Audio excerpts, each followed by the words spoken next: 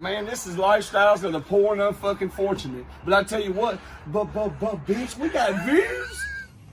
All right, what's going on, everybody? This is Chad Arms TV, and you've probably seen this guy on here before, but it's been a minute. Man, it's been about a decade. But we're longer back. than that. Yeah, it was like 2010. Jackson, Tennessee's movie. Yep, for sure. But we got the legend Lil Wyte in the building. You learned. And what's going on, baby? What's crazy is we haven't seen each other in over a decade, and we've seen each other twice in 1 week, in 5 days. Yeah, we ran into each other at the Jelly Show, yeah. and now we're here. So we're just gonna sit down with you and talk to you, man. Well, first and foremost, thank you for letting us do this. We appreciate it. Of course. Y'all the homies, man. Yeah, for sure. We appreciate that. And we'll just start from the beginning, man. Like, you want to talk about a little bit, like, just growing up, like your childhood, like, how things were with you as a kid growing up and what got you into music, stuff like that? I mean, I was always into music at a young age. Like, parents were straight classic rock heads, all the greats. They listened to all of it. Like, here in Memphis, every Friday night on the rock station, they got Get the Lid Out.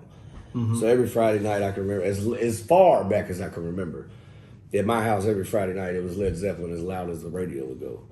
Right. And, I got into rap when I was probably about, I was actually, rest in peace to my godmother, she just passed away recently. She was who introduced me to rap, believe it or not. Like, she would hide her Sir Mix-a-Lot cassette from my godfather and my dad, and whenever the girls would go out, my mom and her and all that, they'd pop in rap music, get away from the guys, you know what I'm saying? Yeah. Start dancing and shit, and I'll never forget it. I was probably about, I want to say I was 8, 9 years old, and the first real rap song I heard was Buttermilk Biscuits, Sir Mix-a-Lot. Oh, yeah. On that first, I think it was his first album he dropped. And then after that, I got into Sir Mix-a-Lot, and I, like, the first song I ever learned all the lyrics to was Baby Got Back. I knew it when I was 8, 9 years old. Fast forward a couple of years, that's when I actually bought my first rap cassette, was Crisscross, Totally Crossed Out. Oh, yeah. Damn, dude, that's crazy. Backwards clothes, all that. Oh, yeah. Actually, I can remember going to Kmart and begging my mom, and she was like, don't let your daddy find it. And I was like, all right. So I ended up, like, taking the cover off and, like, labeling it something else and all that shit, Yeah. And I actually had a neighbor move in across the street in Fraser where I lived as a kid. They moved in across the street, and he used to build speaker boxes and shit for everybody in the hood. Rest in peace, Jimmy. Damn, I feel like everybody in this conversation is dead. Shit, already. Damn. Yeah, but so Jimmy Collins, rest in peace. He was a big Memphis rap fan. Like, he had the old school cassette cases where you had he had like hundreds of cassettes. You're good. And I would literally go to Walgreens. I would get a cassette, come back to Jimmy and beg him to let me use one of his cassettes for 30 minutes to an hour, however long it took to dub it. And I'd go back home, dub it, hide it, take him back his cassette. And one of the first gangster rap songs that I ever really just fell in love with was Ghetto Boys, Minus Playing Tricks on Me. Oh, yeah. And I thought it was so dope they had a little guy, you know what I'm saying? They had Bushwick Bill. Rest in peace, Bushwick Bill. Jesus Christ, what the fuck, man? Sam, if you try to get on the interview, go on, man. So, once I heard Ghetto Boys, I was like, yo, man, Ghetto Boys, they were just hard to me. And this was before 3-6 really came out. Like, they was already doing shit in the city, but I didn't know nothing about them yet. And Jimmy, I'll never forget it. He was like, hey, man, I want you to hear this new cassette I got. Because he would always be out in his driveway building speaker boxes, fixing on cars and shit. And it was Mystic Styles. And he was like, these folks are from Memphis. And I was like, what? We got rappers that actually live in Memphis? I was just blown away by that. It was just, my mind just couldn't, I was like 12 at the time. It was 94, yeah. So I was 12, 82, yeah. So I just got infatuated with 3-6, man. It was just like, my birthday's October 6th also. And my parents were big Dale Earnhardt fans. So 3s and 6s have always been in my face since I can remember. Yeah.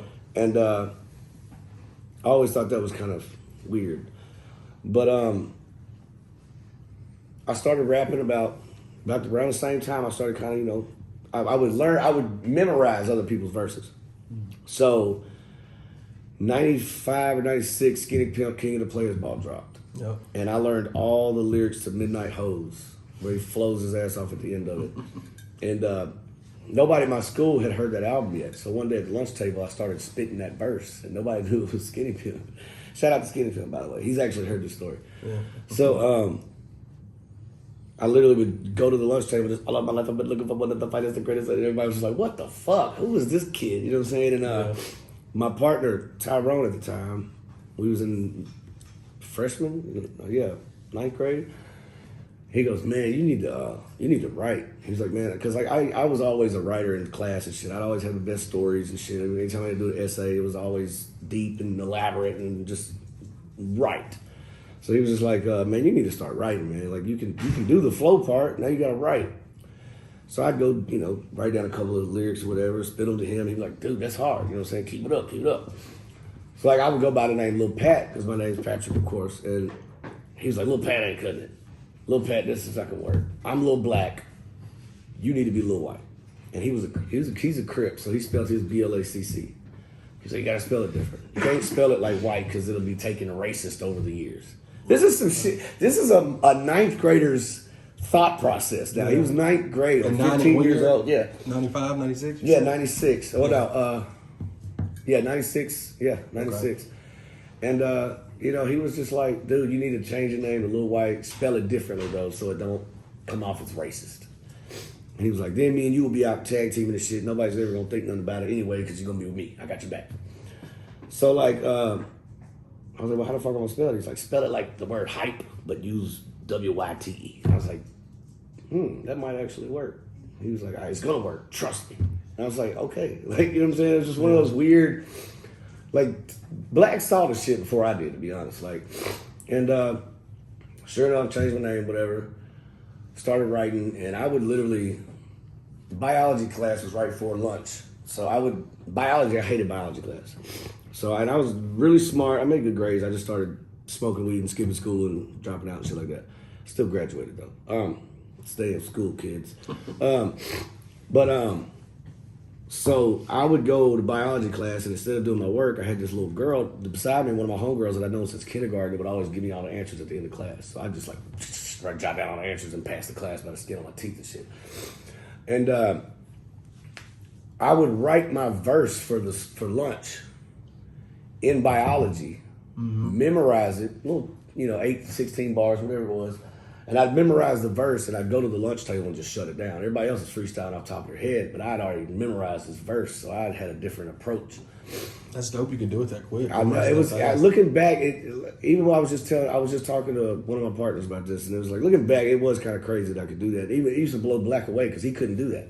He would freestyle, and I'd come in with a written verse that nobody knew about and just shut it down. We didn't battle rap; we just freestyle, and.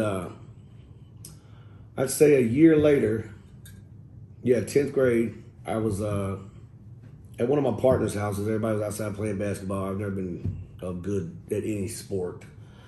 So I would always sit on the curb and just roll up and smoke with the girls around the neighborhood and shit while they was out there hooping and shit.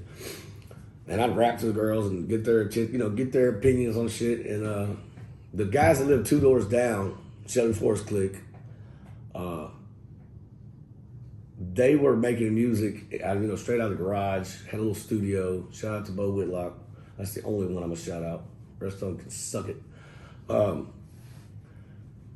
Whitlock was Eric Clapton's, his dad was Eric Clapton's guitarist. So he would always get studio equipment for his birthday and Christmas and shit. So we had a cool little setup to be young as shit. And they were a little older than me. They were like 19, 20. I was only like 16 at the time. And I straight up just was like, look, man, y'all need an extra person. There was only like 3 of them. And they were like, no. I was like, well, I got a little demo that I made literally in my bedroom. Hit record, rap into the little microphone on the little boom box and play the beat. And as a matter of fact, what's so crazy to me, the beat that I used was the beat on The End, 3 6 Mafia. So the very first beat I ever rapped on was a 3 6 Mafia beat. And I still, every now and then I'll bring it up to Paul and Juicy, like, why did y'all do that? Like, why? What was the point of putting? And they never did it after that. There's only been one instrumental that Paul and Juicy ever released, and it was on that album. I mean, unless you got like a song that already came out, you get the instrumental. But on that album, it was just an instrumental, and I literally would just write verse after verse after verse of that shit. And the one that they ended up liking was the one that I put on the cassette. And they called me like 2 days later, and they were like, "Hey man, that shit's fire, man. Like we're fucking with it. We gonna fuck with you. Can you be at our house this afternoon?" I was like, "Yeah, whatever." We go over there. I dropped like 3 verses that day, and just showed them what I had. And we ended up making a couple of. Well, we made one. I got on their first album, and I was only on one song on the first album. And my dad, we were all outside rapping one night, beating on the back of my mom's Cutlass, rapping and shit. My dad's sitting on the porch in the dark with the light out, and we didn't even know he was out there. And of course, I laid out one of my written verses, and I shut everybody down. I come inside to grab me something to drink, and my dad's on the porch. So I'm like, oh, she kind of spooked me because I didn't know he was up there. He was like, nice, sounds good. I was like, oh shit, what the fuck you doing out here? He was like, was that you? I was like, yeah, that was me. He was like, so when all your black buddies went, oh, did they like that? I was like, yes, they loved it, Dad. That's what they meant. He was like, oh, that's dope. He goes, I get my income tax check back here in like 3 weeks. If I gave you $1,500, could you make a demo with it?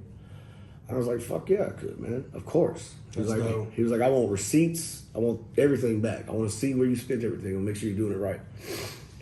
So sure enough, I went to this little distribution company around the corner that is no longer there no more. I want to say it was DNW Distribution or whatever. And they had it where it was like a one-stop pop. Like you go in there and they had a graphic dude do the artwork. They they produced everything, distributed it to me, gave me back a box full of like 1,000 cassettes and like 10 CDs. Because back in the day, CDs were expensive as shit. Oh yeah, they were like 20-something bucks. Yeah, it was 20-something bucks a piece. And like we had I want to say we had 6 of those. I gave my dad one, and then I held on to the other 5 in case we ran into somebody that needed to hear it. And so that ended up I ended up putting all that money into the Shelby Forest Click's second cassette. So I funded the whole fucking thing.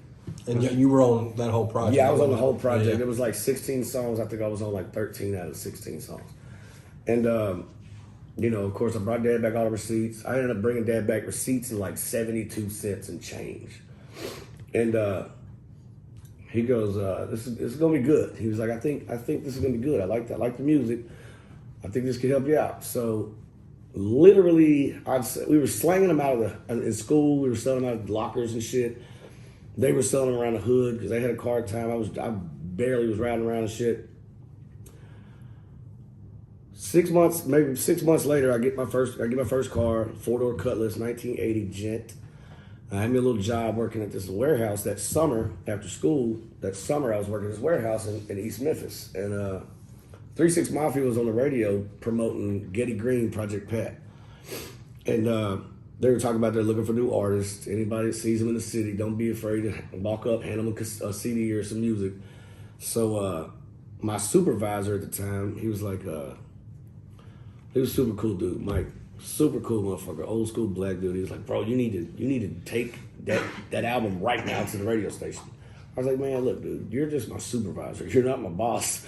Like, I need this job. And like, I literally just stayed at work, didn't think nothing about it. I was like, fuck it, let somebody else get it. Well, little did I know, the rest of the guys in the group were at the radio station waiting on 3-6 Mafia to come out. And Paul and Juicy walked out, gave them the album and shit. Meanwhile, I know nothing about this. I get off work, go back to my mom and dad's house, and I was making a plate. I can still fucking smell the shit. It was spaghetti with a chef salad. I remember it like it was yesterday. And I'm making a plate, and mom's like, Pat, phone. So I go in the living room, answer the phone. He's like, bro, you're not going to believe who wants to sign us. Come to find out they called back the same day. When they found out it was a 4 white boy rap group, they called back immediately. And the album was hard. Like, I mean, even I've went back in the last few years and just kind of listened to a few of them songs. And like, we were ahead of our time to be 4 little white dudes from fucking Memphis on some like white boy 3-6 Mafia shit. Mm-hmm. And he's like, bro, 3-6 Mafia. He said, guess who wants to sign us? And I named off like every rapper you could imagine except 3-6 Mafia, because to me, they were up there. Like, it was just beyond it. It wasn't even I couldn't even fathom the thought of that. And he's like, nope, everybody I'm naming you, nope, who, motherfucker, who? He's like, it's 3-6 Mafia. I hung up on him. I was like, bro, I just got off work. I'm hungry. My mom made spaghetti. I'm gone. Click.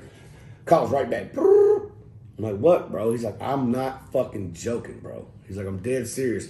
They were on the radio today. We drove out to East Memphis. We drove out to Mount Moriah, gave him to Havos or K97, gave him the CD and the cassette, because you gave me one CD to give to somebody important, so we gave it to 3 6 Mafia. And I'm over here like, this is still bullshit. I don't believe it. So he's like, all right, you don't believe it? Tomorrow they're going to conference call us at like 5 o'clock in the afternoon. I'm like, fuck, I got to work. So I called my supervisor. I'm like, bro, you're not going to believe this shit. I was like, remember what you wanted me to do yesterday? He was like, yeah, what about it? I said, dude, the other guys in the group did it. They like us. They want to fuck with us. He's like, what the fuck? So what's next? I was like, I need to be off work by 4 o'clock today. He was like, done. So like that's cool. You had somebody in your corner. Like yeah, I still look back, man. Like there was some good people around back then that really had my back on this shit. And I ball home, changed out of my work clothes and shit, throw on something different. Had like literally like $7 in the tank, enough to get me downtown to their old studio and back home. And I ended up driving over to dude's house in the group. And as I'm pulling into the driveway, he's standing out in the front yard. He's standing on the front porch with a cordless phone out there. And I'm like, oh, let me guess, who's that? DJ Paul? And he goes, it's fucking Juicy J, bro. Yeah, Juicy. Well, my bad. That's Lil Wyte. He just got here. And I'm like, this is real. Is this shit really happening? Yeah, you think you're being punked? Yeah, I thought, yeah, way before Punked ever came out. Yeah, for sure. So we sit down in the living room. He goes in, puts the phone down, turns it on speakerphone, and sure enough, it's Juicy J's voice. I know that voice from anywhere. And I'm just like, what the fuck? And they're all freaking out shit. We're all tripping and shit. So like the next day, we go down to 3 6 Studios, and I'm just blown away that we even got this opportunity. They go down there first, because I had to work the next day. I had to work till 5. We had to be there at 5. It so happens I went back through, I just happened to be looking at the call log on my mom's caller ID, and it said Hypnotize Mind Studio.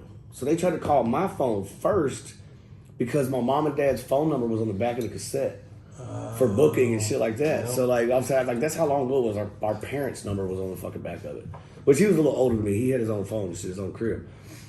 So like I look at the number and these dudes ain't, none of these motherfuckers are answering the phone now. Everybody has cell phones, but ain't nobody answering the phone. So here I am, done put all this money up, did all this shit.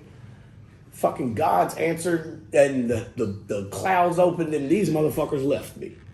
Now, I don't know where the studio's at. And I remembered seeing Hypnotized Minds on the fucking caller ID, so I said, fuck it, I'm gonna just go for it. Called up Hypnotized Minds Studio, and I remembered 527-3277. I still remember, because it was in the fucking yellow pages back in the day. Because it was a legit business or whatever. So I knew that was the right number. Because I tried to call it 100,000 times. You know what I'm saying? Like, hey, is Project back there? Click, shut the fuck up.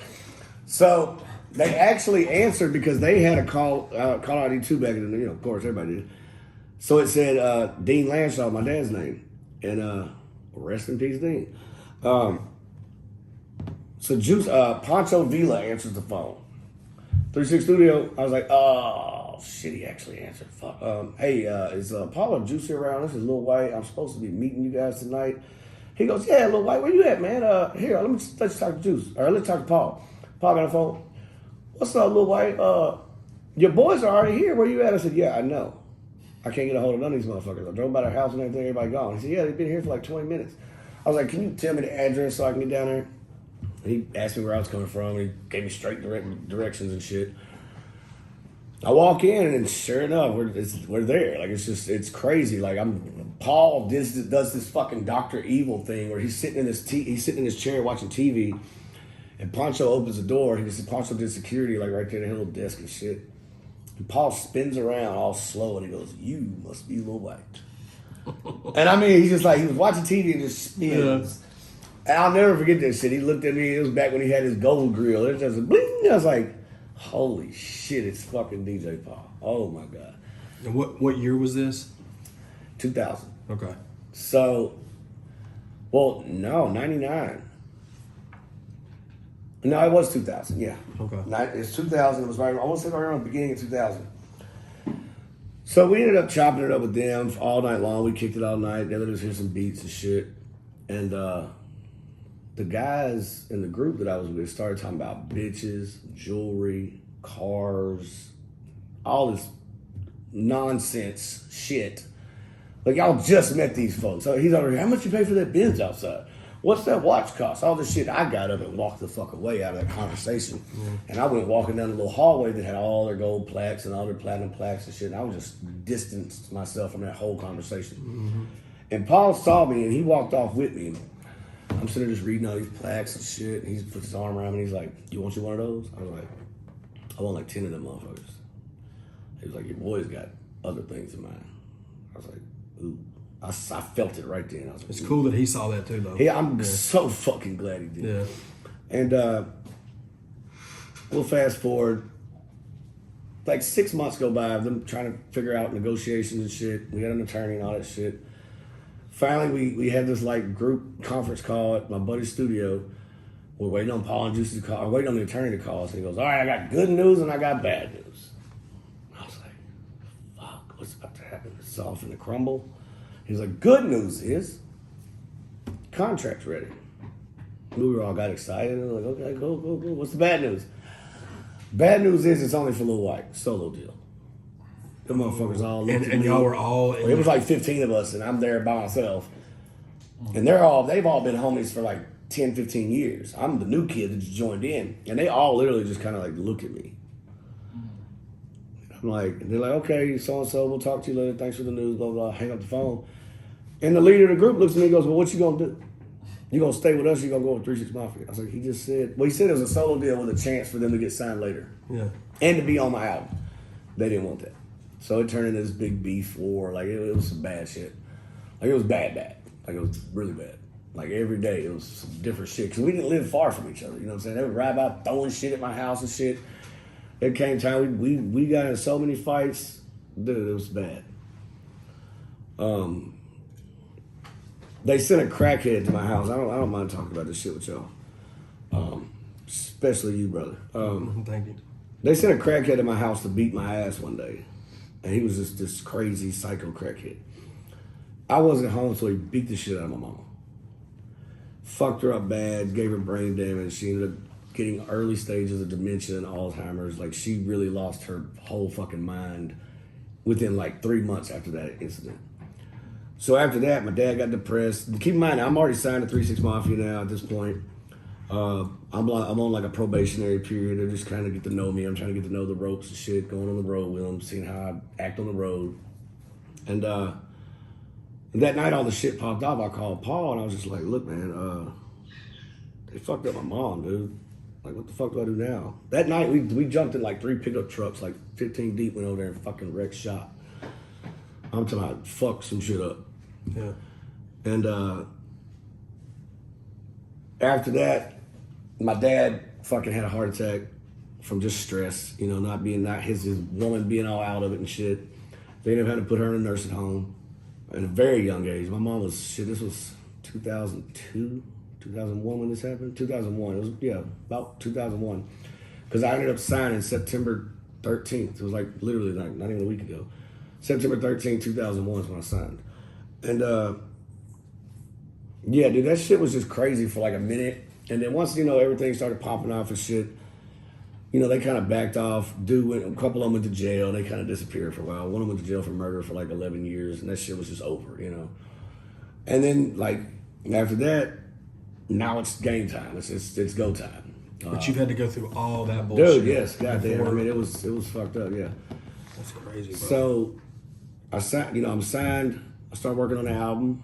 We dropped Doubt Me Now in 2003. Doubt Me Now is 18 years old this year. Yeah, March 4th, right? March 4th, yeah. Crazy. Doubt Me Now can get a tattoo legally.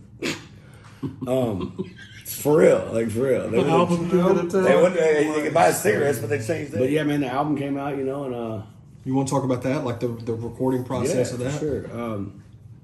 Because you signed in 01. Signed in 01, and I was on a probationary period for like a year and a half before we actually started recording. Like, they would bring me in every now and then, and I'd like record, but they were just seeing how many different styles and shit I could come up with, and they'd give me a different beat, like, all right, go write a whole nother verse. They never put these songs out. They were just for practice and shit. I remember the first time I heard about you was not even on this album. It was on that Project Pat bonus disc. Yep, I forgot about that. Good call. Crash the Club. Crash the Club. That's the first time I heard Lil Wyte. Land of Smackdown bonus disc. Bruh. And I'll never forget when Paul called me. He was like, hey, we're giving you a speedy. We're going to put you out a little earlier. And I was like, what do you mean? I ain't even finished the album yet. He was like, don't worry about it. We're going to put Crash the Club that we'd already recorded on Project Pat's new album as a bonus disc with you and Fraser Boy. Mm-hmm. And I was like, fuck, all right, shit. So I get, what? Like, okay, cool. And I'll never forget it, man. I was with my first baby mama, my oldest daughter's mom. We were down on Summer Avenue at this like little spot where all these cars link up every Friday, Saturday night or whatever. And we pulled up to this fucking lot, and it's nothing but me. It coming out of every car. Like once everybody found out I was white, all the white boys here in Memphis was just on it. All the white girls. I mean, of course you had, whole city was on it, but the white folks ate that shit up. And it was just weird, pulling up to a parking lot and don't know anybody in the parking lot. Everybody's jamming my shit and nobody knows what I look like because the album ain't came out yet. That's the way I felt. That's the way I was. So like, I'm walking to the middle of this fucking giant car show type party deal, and everybody's just jamming and shit on repeat, just jamming it. You heard the new guy from 36 Mafia? I'm like, yeah, I've heard him. You know what I'm saying? Like, yeah, I've heard dude. He's alright. Yeah, because you're like, it's me. I'm sitting there, it's like, yeah, he's alright. He's cool. And we ended up, that was a super hit success. Everybody loved that song. And, we ended up, so we're in the middle of recording. I was out with my brother Jimmy, who introduced me to all this shit. And he tore some ligaments in his leg. And back in the day, Jimmy used to like lift a lot of weights and shit. He was swole as fuck. And they gave this motherfucker Oxycontin 80 for his motherfucking torn ligaments. And he didn't know at the time. I didn't know. Nobody knew. He's like, bro, I don't even feel my other leg, let alone the one that's hurting. You gotta try one of these. And I'm like, fuck it, all right. I'd already been experienced with Xanax and tabs and shit like that. So he's like, you gotta try one of these bars. I'm like 20. I mean, one of these oxys, I'm like 20 years old. And I popped the motherfucker, and I literally I overdosed pretty much. I just didn't die. I just overdosed. My body was rejecting that shit. The first time. Yeah, the very first fucking time ever. And I took that motherfucker, and we ended up at a CK's coffee shop, little breakfast spot here in Memphis. And it was like 5 a.m. I'd been fucked up since 5 p.m. Just been like a zombie. Yeah. And I go over to the dude cooking the breakfast and shit. I'm like out of it too. I'm like walking over doing, hey boss, don't worry about cooking my food. He was like, what? I was like, I'm not gonna be here to eat it. I knew something was bad. Something was wrong. My body was just shut down. So I go into the bathroom, and as I'm literally falling out, and I just stuck my arms out and grabbed both handicap rails. And when I did, my body just stopped right above the toilet. I almost knocked all this shit. And I just barfed. I threw up for like a whole 3 minutes. And I mean, I threw up everything in my soul. Yeah. And man, after that shit was out of me, I was like, oh, God damn, don't do that shit again. Puking around. So I walked out to the kitchen. I walked out into the restaurant, sat down, and everybody's like, what the fuck happened to you? You were just dead a minute ago. What the fuck? They thought they were going to take me to the hospital. They were trying to put food in me and shit to get me to sober up. I was like, I don't know, man. I just threw up everything, and I'm hungry as fuck now. And dude comes up my plate. He goes, I knew you weren't going to die. I was like, what? It was like some like guardian angel food of pancakes or some shit. And so I smashed his fucking plate. And man, like I said right there, I was like, man, fuck Oxycontins. Fuck Oxycontins. No. Mm-hmm. I said, man, I'll pop some shit and have a good time, but when it's something like that, no. So the next day I go to the studio, and Paul's like, what'd you get into last night? I was like, oh my God, let me tell you, bro. Don't ever take an Oxycontin 80. He was like, oh, what happened? I told him the whole story and shit. Juicy pops his head out and goes, write a song about it. I was like, what? He was like, yeah, write a song about pills. All of them, though. Don't just solidify the Oxycontin. You could name it Oxycontin. And Paul goes in there and makes the beat that night. And like, that's the rest was history on that. And like that was what really set the pace for what kind of music I was going to be making on this album. And I'm like, God damn it, this is what I'm going. This is really just what we're doing. But you telling the story, and I'm so glad you told that story. You telling that story is completely different from what probably everybody thought that Oxycontin was. They just probably thought it was you. That's just you love doing that. Exactly. People think I get up and like take a fucking cheese grater and sprinkle Oxy on my eggs and shit. That's what people think. Like I ain't took Oxycontin in literally like fucking forever. Yeah. And shit, I don't really fuck with nothing no more. Everything's fentanyl now. Shit, you can't take nothing from anybody. If this shit don't come out of a fucking Walgreens, I ain't even taking my antibiotics unless they got a sticker on them motherfuckers.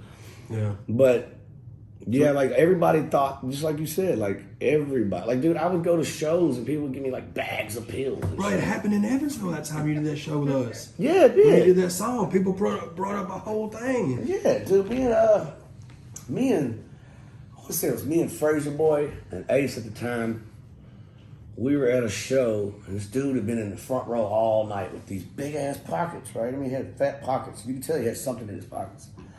This motherfucker, right when the song comes on, there's a picture somewhere. I can't fucking find it. I've been looking for it forever. But I remember I found it on MySpace forever ago. Mm-hmm. And dude reached in his pockets and pulled out 2 handfuls of every kind of pill on the song.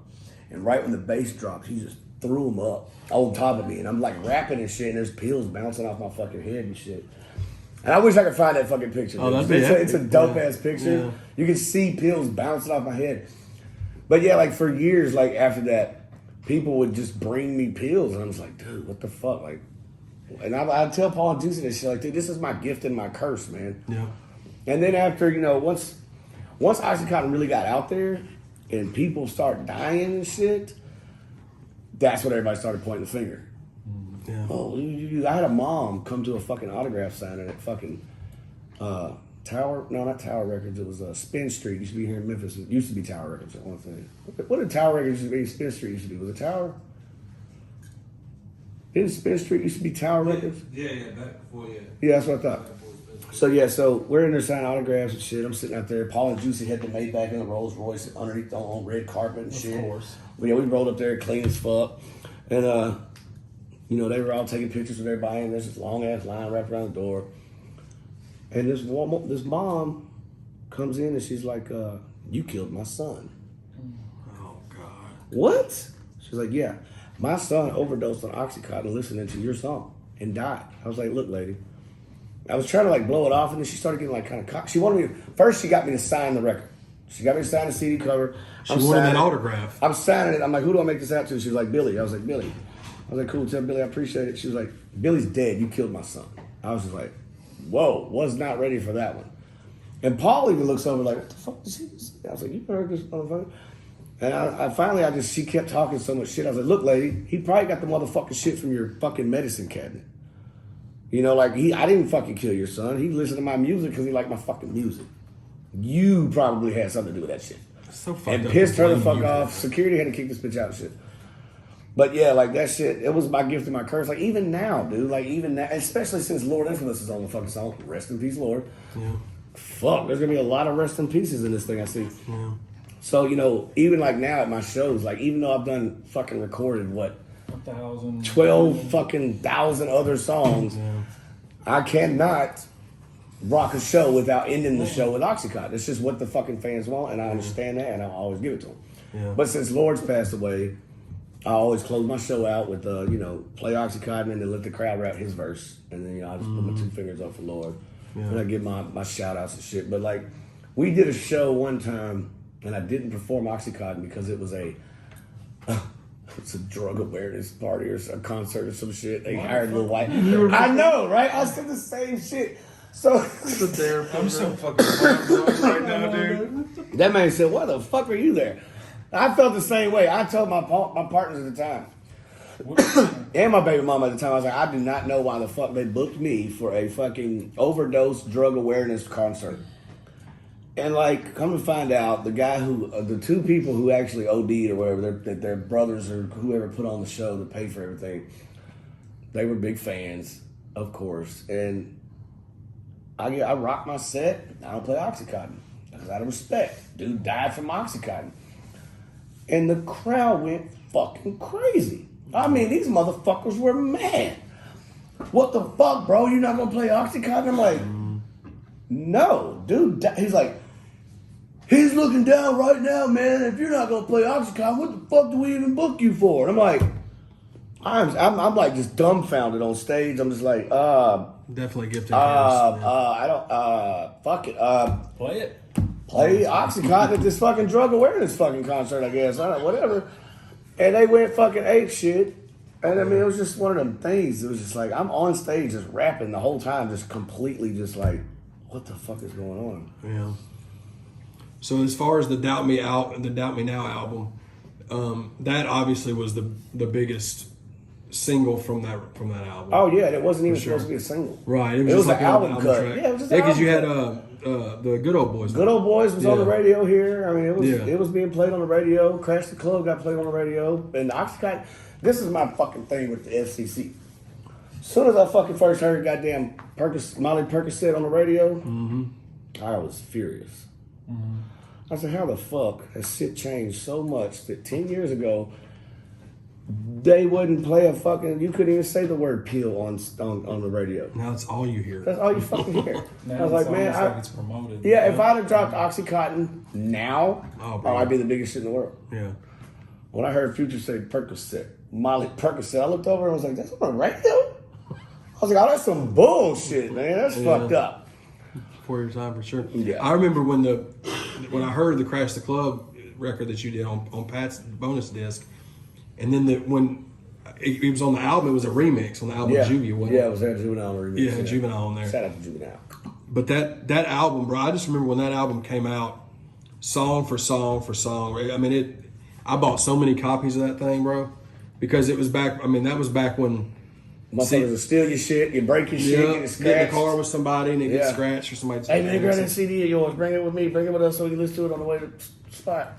So you saw when the success of that, then you started realizing we really do have something going here with Yeah, this. for sure. Like, it was, I'd say about a year after Doubt Me Now dropped, 3-6 Mafia had a show, which I've done a few shows here and there around the city and shit. I was getting booked a little Arkansas, Mississippi and shit, but I wasn't like out there because it was such an independent local shit.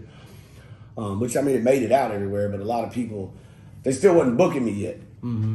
So Paul and Juicy had a show. It was a 3-6 Mafia show in Atlanta at the Tabernacle. Ain't that what it's called? No, is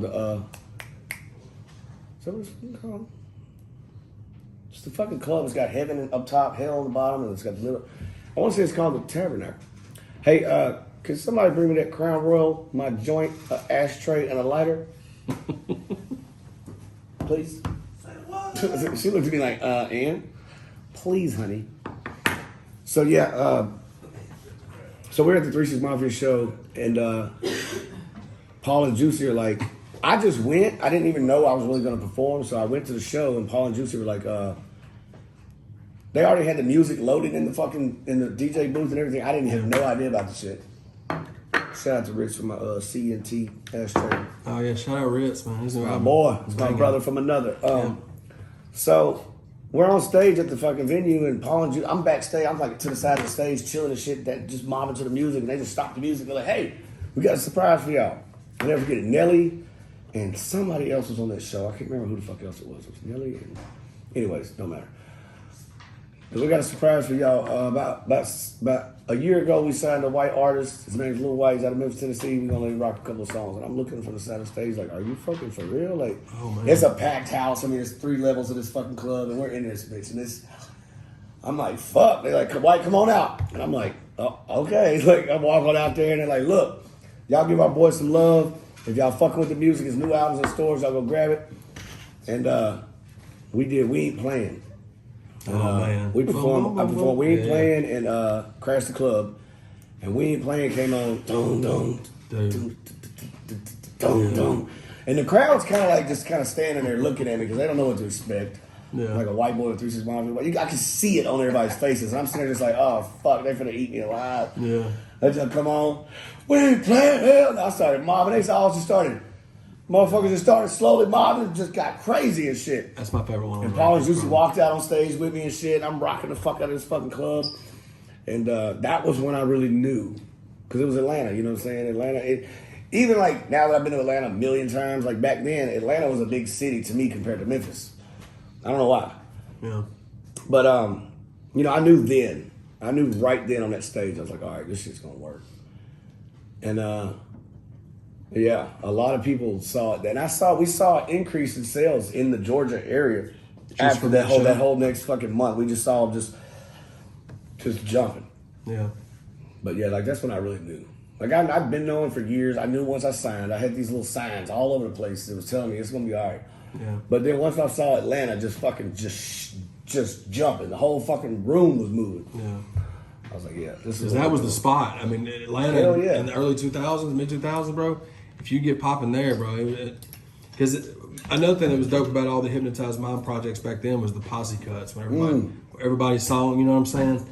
And the one that's on the Doubt Me Now one is a banger. They all were bangers, but when Paul called me, he was like, "Hey, we're done with the album." I was like, "Yeah, I know." He was like, "Well, there's one last thing to do." I was like, "What?" We already shot the photos. We got the cover. What else is left? He was like, "The posse song." I was like, I get my own fucking posse song? He was like, "Yeah, of course you do." I was like, "Yeah, dude." I'm just sitting there like, God, what the fuck? Yeah, man. And Paul and Juicy used to do that shit differently, man. They would bring everybody in different nights. They would record everybody's verses so nobody could hear each other's verses. So everybody gave it their all, you know. Yeah. You never know what the next artist is going to say. And then once the whole song was mixed and mastered and shit, then they bring everybody in and let them hear the whole finished song. That's dope. That's cool. And like, I'll never forget, we was all sitting in the studio and shit, and Paul's such a goddamn comedian as it is. Okay, ladies and gentlemen, we have Lil Wyte's Posse song done. And we played it, had this, and everybody in the room, we had like a little listening party for the whole album, and we played that last. And yeah, just being on a Posse song was just like such an honor, man. It was just like, and then now I've been on like Body Parts and shit, you know what I mean? Like, so to be on, like even, and it's like I still tell Paul this shit all the time, man. Like me and Paul talk like every week, at least once every week or so. He's like a fucking dad. Shout out to DJ Paul, man. That's my motherfucking dog. I talk to Paul all the time on the phone. We chop it up. We were just out in L.A. Me and my wife were out in L.A. about 3 months ago. And we were out there kicking it with him and Gangsta Boo and shit. And it's just, you know, he comes, picks us up from the hotel in his fucking Rolls Royce drop top. You know what I'm saying? I'm telling Nicole, my wife, I'm like, Paul told us the Uber's outside. And what he said something, he's like, your Uber's outside. Because he said he was going to give me an Uber. I was like, all right, whatever, because he wanted me to come over to his crib and chill that night. I was like, all right, whatever, I'm cool with that. And he texts me, he's like, Uber's outside. And me and Nicole walk outside, he's out front in the drop top Rolls. I'm like, you're the Uber driver? He's like, yep. I was like, but I still tell him all the time, like, it's still surreal. You know, it's been 20 fucking years, it's still surreal. Like, we were talking, like, not even 2 weeks, last week or so, we were talking about the Drake album. That's what we were talking about. We were talking about Drake's new album just came out with the song with Project Pat on it. Yep. And I was like, dude, it's just so crazy that what we did. Oh, I said what y'all did. And he always corrects me. He's like, don't y'all me. He said we. He's like, bro, you were there for the whole shit. Yeah, you were. And you can see how much the influence. Drake's the biggest artist, and you can tell how much Houston and Memphis mean to him, bro. Westwood, Orange, man. I was like, what? On a Drake album? Yeah, bro. Repping North Memphis, South Memphis. What the fuck, man? Yeah, man. And you know, like we'll like even like every time anybody like you know samples 3 6 Mafia, I'll hear it and I'll just call Paul immediately. Like, bro, you know about this, right? He's like, yeah, I cleared it. We got paid big for that. And it's just like, damn, bro, like, dude, like Cardi B, fucking everybody's been sampling 3 6. You know, the whole fucking Who Run It challenge and shit like that. When that Who Run It challenge came out, everybody was dropping these Who Run It challenges. So I called Paul, I was like, watch out. Everybody back the fuck up. Me and Sano, did we remake that beat? Yeah, we remade it. Yeah, we remade the Who Run It beat because we couldn't find a clear, we're so meticulous that we couldn't find a good enough copy on YouTube. We were like, fuck this shit. Say don't remake the beat. I got over there. Paul heard that motherfucker. He was like, what did he say? He's like, y'all, hold on. It was missing one thing is what it was, and he heard it. The horns like lagging just a little bit. The horns were lagging just a hair. He was like, something's different. I was like, we remade the beat. He's like, y'all did this? I was like, yeah, we remade this beat. Shout out to my producer, Saino. He's in the house over there chilling. Sure. We got some more heat coming your way. But yeah, man, like, you know, it's just even being a part of that, like, you know, and whoever made it, somebody took all of our verses and like combined them on one long Who Run It challenge. And it's like, you can even hear when ours comes in, because even Paul and Juicy used the old YouTube version. I don't know why. They have it in the, you got the beat. Why'd you use the YouTube version? So gangster. Yeah, like, right? And mine's just like crystal clear. But, yeah, it's just crazy to be a part of it, you know. That's like me and Jelly were talking, you know. I was telling him, I was like, brother, this is your time now, dude. I've done some crazy shit in my 20 years. This is your time. Yeah. And, you know, like just even seeing Jelly with Paul, you know, he was just at the show, last night? He was or night before last, what was it? Night before last? The Three Stacks Festival or whatever? The Lansing, Lansing, Michigan. Yeah, it was Saturday night. Yeah, just seeing, you know, Jelly and Paul in the picture, it's just like, that's what's up, man. Cause shit, Lex was with us when Jelly first met Paul and Juicy, man. Mm-hmm. That was we was doing Snow. We was doing a Snow album. Yeah. That's when we introduced Jelly. I introduced Jelly to Paul and Juicy and shit, and you know, Paul and Juicy just got that aura around them, man. Mm-hmm. And you can hear it in the music, you can hear it in the sound. It's everlasting, dude. It's not going anywhere. Like right when you think, and I even said the whole reason COVID even happened is because the devil found out 3 6 Mafia got back together.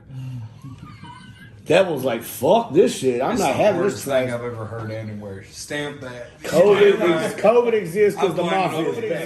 The Mafia is back, bitch. The Mafia is back, motherfucker. That's why they had to shut down the whole world. Because we had to cancel 50 fucking 3 6 Mafia reunion shows. I was opening up for every one of them bitches. Oh man. That was going to be a nice little prosperous summer last summer. God damn it. For sure. Rob the fuck out of me, why don't you? Not even including merch. Ugh. Anyway, sorry, I got sidetracked. No, you good, Bubba. Started thinking about my pockets for a second, like, ugh. Yeah, man, that's crazy. You had all that like momentum that you got from that first album, and then like a year and a half later, you dropped Finally Famous. Yeah, it was like October. Right, it was like a year and a half later. Yeah, because they wanted to keep the buzz going and shit. And I mean, I only signed a 4-album deal with Paul and Juicy. Mm-hmm. So, you know, they wanted to at least keep the fans wanting it. Yeah. And between the first and second album, it was like a year and a half. And I want to say between the second and third album was like 2 years. But that second album, Finally Famous, that was pushed by Warner Brothers. Asylum. I remember it was Asylum because you and Fraser, both of y'all's sophomore albums. Yeah, because it's funny because Asylum wasn't even a fucking a record label no more. They was an old rock band label back in the fucking 80s and 90s that had fallen through and, you know, was no more. So one of Paul and Juicy's homies actually, one of the attorneys in the, I can't remember dude's name, man. Damn, I can't remember his name. Fuck. Anyways, they actually bought the label and opened the label back up just to sign me and Fraser Boy. And they went on to sign Mike Jones, Paul Wall. Yep, because it was all around that same era. Sure. Around that same era. 405, yep. And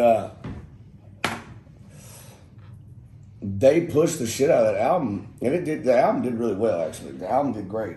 Like if you take all my albums combined, I've done sold like 2 million records collectively, and that's not including, you know, bootlegs and fucking illegal downloads and shit. There's no telling how many. Because I remember you did I Show Will. You did that video, and that was a big thing. Exactly. You got a video for this. So what's so crazy about I Show Will video is you watch, like, you know, I mean, shit, we've done shot so many videos in the last 20 years, but back in them days, everybody didn't have a fucking camera. Everybody didn't know how to edit videos. You didn't have YouTube tutorials on shit like that. That fucking video cost $50,000. That's what Sonny was telling us when he was getting videos shot for Street That Fighter. video was was 50 fucking bands. Yeah. The fucking whole production crew flew out from Cali. I'll never forget it. We shut down my entire neighborhood because we shot most of the fight scene in the backyard was at my buddy's house. Fat Mac, shout out to Fat Mac and Mercy. Shout out to Mercy. His daddy Mercy is the one who gave us the okay. He's like, y'all can use the goddamn old country redneck motherfucker. Y'all can use the goddamn backyard, shoot the video. Hell, I love this shit, my Mercy. So we shot, I mean, like, once everybody found out that we were shooting a video, because we planned it, like, you know, we knew about it for like a month in advance. So I started telling all the homies, like, look, next month, this is the date, this is the place, location, time. we're shooting a video here. A lot of the people in the hood was like, whatever, we don't even believe you're still signed with 36 Mafia. Like, what the fuck was haters, man? Right. So, when the motherfuckers start riding through the neighborhood and there's like 9 roads blocked off by Memphis police officers, and we got the whole fucking backside of the hood just blocked off. You can't get to it. There's diesel trucks full of fucking equipment. I mean, that just shows you how much everything's changed, dude. I've shot videos on iPhones and shit now. Like, you know what I'm saying? Motherfucking really good videos. Like, good quality videos, but this was a $50,000 big boy shit. Like, I mean, you got a fucking 40-person crew out here running this shit. And that was before HD was even a thing. Yeah, I which swear, is crazy. dude. So, like, I had people in the hood, like, when they saw HD. Paul and Juicy pull up in them Benzes and that diesel truck, let out all that shit and start unloading everything. Everybody's like, yo, White's really shooting a video, yo. There's fucking Juicy J right there in Mercy's front yard. What the fuck is Juicy J in Joey's yard? Like, but yeah, that shit, the video had a good response to it. Actually aired first time on fucking Uncut. BET Uncut was the first time it aired. And I was talking to one of my partners on the phone. I was actually on the phone with one of my partners. And he goes, what's today? And I was like, it's Saturday or whatever, Friday or whatever it was. He was like, doesn't your video air tonight? And I was like, oh, fuck. I totally forgot today was the because I was just throwing out. There was a bunch of shit going on back in the days. It was like, it was so much going on, I could really hardly. Plus, there wasn't social media either. So no social media. There was no. God, I miss the fucking old days. Man. Yeah, right. God, I miss the old days so bad. But that album was. Did you? So what I was going to ask you too about that album? Did you see, with being with Asylum and stuff? Did you see any kind of jump as far as? Not really. Yeah. And that's why I'll never sign a deal like a major. I mean, if they cut the right bag, yeah, I'll sign a deal. But I mean, dude, I've been straight independent. I've been fine. Yeah. I mean, we can always make more money. But I mean, the motherfucker ain't starving around here. We doing good. Yeah. But you know, like when you sign one of the major deals, you get so much shit took if you ain't got the right fucking attorneys and the right people behind you. And like Asylum was definitely cool. We had our tour bus shit, and we had our runs and shit. We had some cool fucking hotels. They were, everything was amped up a little bit. I had a fucking 50 city radio station fucking tour. Yeah. Where I toured the country and just literally went to radio stations in every state. And that was really cool because I met a lot of fucking plugs that I still got to this day. You know what I'm saying? I can still call a lot of these people up like, yo, I got this track up and boom, bam, on the radio, boom, and fucking Washington or some shit, you know what I'm saying? Like, yeah. But I also don't make a lot of fucking radio-friendly music. That's why me and Sano, we've been working on it. Like, if you even listen to that last album, I only cussed on that album, like 3 times? I didn't even try to. The self-titled album? Yeah, I didn't even try to. Yeah. I was sitting there just writing, man, and I've heard from a lot of OGs and shit, like cuss words are just fucking fillers that just take up space. Mm-hmm. Like, if you got a lot of shit to say, you ain't gonna need no cuss words. And I got a foul mouth as it is already. But I also, since I got married, I got little boys now. I got little youngins. My daughters they're grown basically. My oldest is 20, my youngest is 17. And now when me and her got together, I had a little 2-year-old that like just wanted to sit in the studio all day. And he actually even commented on what song was it? No, it was the one where he wanted to sing it, and I changed the lyric. Yeah, it was Nan Damn Day. And he was like, I wish I could sing that song. It's got the D word in it. And I was like, fuck. Saying, oh, pull the goddamn studio. Let's change it to Nan Nan Bay. And after I changed it, that was like his jam. Like Bill rapped the shit out of that motherfucker. Mm-hmm.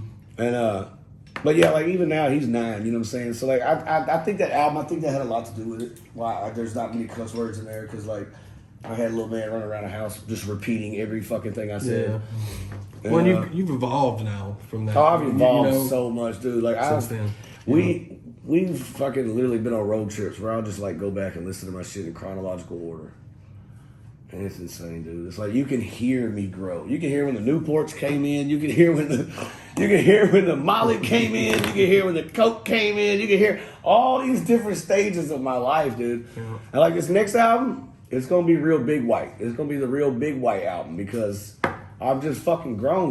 You know what I'm saying? I'm about to be 39 in like fucking 3 weeks. Mm-hmm. So you know what I'm saying? Like this is Big White on this next album, and I don't give a fuck. I'm gonna get a lot of points across.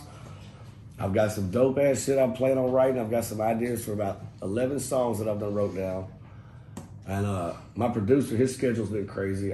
My wife, I finally have a housewife now. I talked her into quitting her fucking job because COVID, she's a nurse. And they were just COVID, it was just kicking her ass, man. Just like all the extra hours and shit. So now I got so much more time to be at the house focusing on what I can do, and she can take care of the kids. Because being a rapper, I was just at home and just wait for the kids to get home from school. I'd watch Ancient Aliens all goddamn day and smoke me a joint. But she does all the hard shit. I just wake up, rap, take a shit, rap, whatever I gotta do, go do shows. Yeah. But like, you know, having her home now, she's fixing to spend a lot more time on merch ideas, fucking booking shows, fucking just all that shit. But that's dope though, because you know that you can trust her and you know that she's the one. Yeah, because I had a couple of motherfuckers interest in the past that fuck them folks. So, you know who I'm talking about? Yes. Was the last album you did with Hypnotized Minds on that run, was it the one and only? Was that the last of the Bad Influence? The Bad Influence was the last. That was the last one. So one and only was 07 and Bad Influence was 09. That's when we met up in Jackson. Yep, sure the fuck was. Yep. And it was fucking weird. Now, I've had a lot of fans tell me they fucking love the Bad Influence. I personally can't stand the whole fucking album. It was rushed. Paul and Juicy flew me. Like, not only that too, because Paul and Juicy already knew how I write. Like, I literally can write a fucking verse in like 15 minutes. Lay that bitch in 2, be out the studio. We've done features out of town where motherfuckers will be like, hey man, I sent you the deposit for the feature, man. You still coming to the studio tonight to drop this after your show or before your show? Like, yeah. Okay, cool. We got the studio for 4 hours. Well, you're not going to need that, buddy. Because I've got a dinner reservation 45 minutes after I get there. We're only going to be there for 20 minutes. I'm like, well, I don't understand. Like, I'm a professional. It don't take me no time to write this verse and knock it out. And I think Paul and Juicy, knowing that I wrote fast, didn't really think about, just because you can write fast, that don't mean rush an album. You know what I'm saying? Like, it didn't give me much time for like the creative process of it, I guess. I will say that I like some of the songs on that one, but there's a few that I fuck with. It doesn't feel like a White Hypnotized Mind. It does not. I see what you mean. The last album on the contract, they were just trying to get that motherfucker over with. Yeah. And I mean, I get it totally. I totally get it. But I mean, I love One and Only though. Chopper on the Back Seat still. Oh, One and Only album is ridiculous. Yeah, I love that. Bro. I love that fucking album. Man. Yeah. That was my album where you could tell I grew from my first album. Because see, Doubt Me Now and Finally Famous were so close together. Yeah. It was just like kind of like just picking up where you left off. But on One and Only, to me, it was like after I'd done seen the world, I'd been out traveling with these guys, I've been on 2 or 3 tours already. Yeah. Did some big boy shit. You was a vet at that point. You 7, 8 years in. And I love the stuff you did with Josie Scott too on your first 2 albums. I just chopped it up with him on Instagram a couple of days, a few weeks ago. I ain't talked to that guy in forever, and I just happened to see somebody tag him in something, and I was like, what the fuck? Josie's on Instagram? So I hit him up like, what's up, bro? Because that shit, Homicidal Suicide on that first record, bro, that blew my mind because I was like, oh, he's mixing this with this? That shit's great. See, that was Paul and Juicy's thoughts process, man. They were like, all right, he's white, Saliva's white, they're both from Memphis. You know, they already knew Saliva, too. They did plenty of shows with Saliva. So that was an easy one. Like, that was no problem getting Saliva in the studio. And, like, we just had a good chemistry, too. Like, you know, they was big fans of ours. We were big fans of theirs. Like, Click, Click, Boom is, like, the most used song in a movie of all time. I'm sure. Like, for real. It's, like, literally, like, I'm dead serious. Like, as far as just getting you, it's been used in, like, I think, like, 91 or 92 fucking movies, something like that, like crazy number, like something stupid. Them boys sitting back and still eating off of that one fucking song, boy. And it was good too because you was able to get. You always killed it on all your feature verses for the Hypnotized Camp City. The stuff you and Fraser Boy did, Bay Area. Yeah, that shit was banging. Like whenever Water. you did, I liked Water. Water was so hard. Get up in that water. In that water. But I think you had the best on the Choices 2 soundtrack. I think you.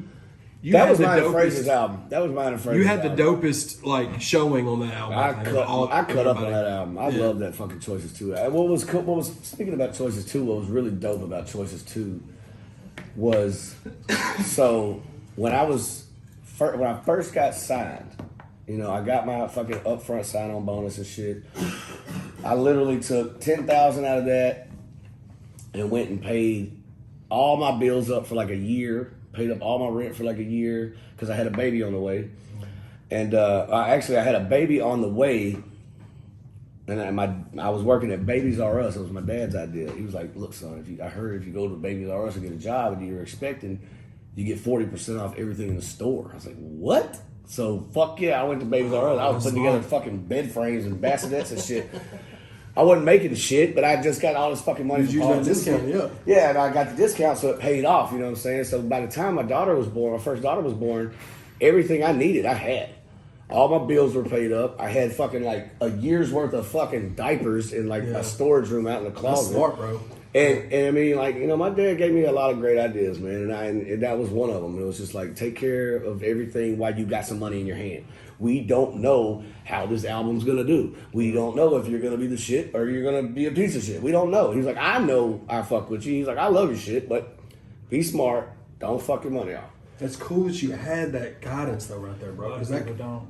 Well, a lot of people don't, man. Well, so like when I worked, so after I left that job, was my daughter, because once your kid's born at the place, I think you got like 3 months, you still get the discount, and then after that, you should have figured shit out before. You know what I'm saying? They cut that shit off. They cut it off. They're like, and Babies R Us ain't even a store no more, I don't think. Yeah, because they was giving y'all goddamn discounts. Right? That's probably why. That folks been bankrupt. I hit their ass for all kinds of shit. And I stole a bunch of shit out the back door. See there? I had 40% off, still stealing shit. Someone Why? was putting together baby beds, writing verses about pills. I really was. I swear I would write verses on my fucking on my. Dude, I swear to God, you are not bullshitting, bro. So after that job, this was my last job, and I knew it was gonna be my last job. It was fucking Blockbuster Video. Hell yeah. And this is after I'd already been signed. I haven't had my album hadn't dropped yet, so you know, I'm literally just working my last little job for insurance and shit like that or whatever it was, just to have a little gas money and shit, fuck off money. And I'll never forget it. Like every day, I was a manager. I don't know what the fuck they were thinking. So like, this is back when like The Matrix just came out on DVD.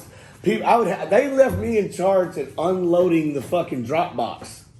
So I'd take all the fucking nice, good new movies and stash them in the bushes. My homeboy would come pick them up that night. And they gave it the late and charges? we go. They get hit with the late charges, and we fucking Another business. That's not in business no more. Wonder why. Let me find out I personally shut down Blockbuster and Babies R Us. God damn, the last Blockbuster is my fault. Oh shit. So look, it's closed now. I can tell these stories. I don't give a fuck. I've told them before. What are they gonna do? 15 years ago, Sue me? 20 years ago. Yeah, it's been 20. My daughter's 20, so yeah, it's been 20 years. Crazy? I think I bought my Choices DVD from Blockbuster. So that's what I was gonna say. So look, I did what was from Best funny? Buy, I think, yeah. So what was funny about Choices 1 was I had to come in every day, unlock. They gave me keys. Like I had to unlock the stores, crank up the whole building and shit, and I go out there every morning. I had to unload the fucking Dropbox, and every day I would have to put Choices 1 on the shelf, knowing I was gonna be in part 2. And that was some full circle shit right there. I mean, like some real full circle shit. Yeah. And I would call Paul Juicy like, "Oh, this shit's crazy, man. Like, I'm stocking the shelves at Blockbuster with Choices 1." And then like, Paul calls me up and he's like, "We got a release date, March 4th." I was like, March 4th. So it was like January at the time. I was like, all right, I ain't gonna say nothing to my boss. I didn't say a fucking word until like March the 1st, that weekend or whatever it was. Man, I walked in there. He came in. My supervisor was working that day. He was already there that day. I came in. I was like, "Hey, man, just gotta let you know, been a cool ass job." But I started taking that shirt off. I dropped that bitch on the desk. He was like, "What are you doing?" I was like, "Album drops this week, boss. I gotta go. Got shit to do." And literally just quit. Left him right there by himself in the middle of the. You're probably right. It's my fault Blockbuster is no longer in fucking business. But yeah, like as of that point, I just quit my job. My buddy BJ had a fucking 2-door Cutlass with a fucking 383 stroker in it, sitting outside, just waiting on my ass, bumping a new Project Pat album, 215s in the trunk, 4 6x9s across the back dash, just screaming. I literally busted the door open. I said, "I'm free." Walked out there, jumped. Dukes of Hazzard jumped in his car because he had the window down. I literally just jumped up in the window, like boom, boom, boom. Get me the fuck out of here! He fucking lights the tires up, bumping North Memphis or something, dude. It was just funny. The manager's in the doorway, like, what the fuck? God, I wish I could see that dude. so great, dude. Shout out to Derek, man. Derek, if you're watching Shout this out to ever, Derek, dude. if you're ever Shout gonna out. see this dude, I apologize, but I don't apologize because you've seen my career, motherfucker. So once you This motherfucker said, Imagine what his stories about you people are. Yeah, You know what I mean? You know he used to work for me, He right? used to work for me, right? Yeah. Yeah, I didn't think about that. That's fucking funny. It's probably like his claim thing. For sure. so when you wrap up the 4 album. Sorry, I'm bouncing around. No, my it's bad. fine, bro. It's fine. Yeah, the 4 album obligation with 3-6. How did that go from there? Did y'all just? It was just like an obligation. You fulfilled it, and then you just cut y'all parted ways. No, actually, you know, I was. So look, in the beginning, in the first and foremost, I'm a fucking 3-6 Mafia fan before I was anything. And me and Paul developed such a tight relationship. Like, me and Juicy are super cool. Me and everybody else super cool. But me and Paul was a mentor, a friend, a father figure. After my dad passed away, he really stepped up and was right there, you know. We went on vacations together without no music involved. We've done all kinds of shit that has nothing to do with music. So, like, when I started coming towards the end of my contract, you know, I got a little sad. You know what I'm saying? I kind of got a little down. I called Paul when I was like, hey, man, what does this mean, bro? Like, are we still cool? Or, like, Yeah. He's like, bro, you're my son. I look at you like a son, man. Yeah. And, you know, my last album, we recorded it in the Hollywood house. We were shooting Hollywood when we recorded the Okay, Bad so that's Influence. what I was going to ask about the reality show. Yeah, so that was kind of all tied in. Like they flew me out to do the reality show, and that's when he was like, "Well, while you're here, when you're not shooting, you can be recording the next album, and we can go and knock the contract I out." watched that episode in jail. For real? Did you really? And maybe You want to know how With timeless this shit my is? porn stash? I With my did porn too. stash? You You did too? Nice. It was YouTube, but hell yeah. But yeah, like that last album was recorded in the Hollywood house, and that's another reason why I think it was rushed too, though. Not to backtrack, but it was Because y'all were doubling back. we were doubling back.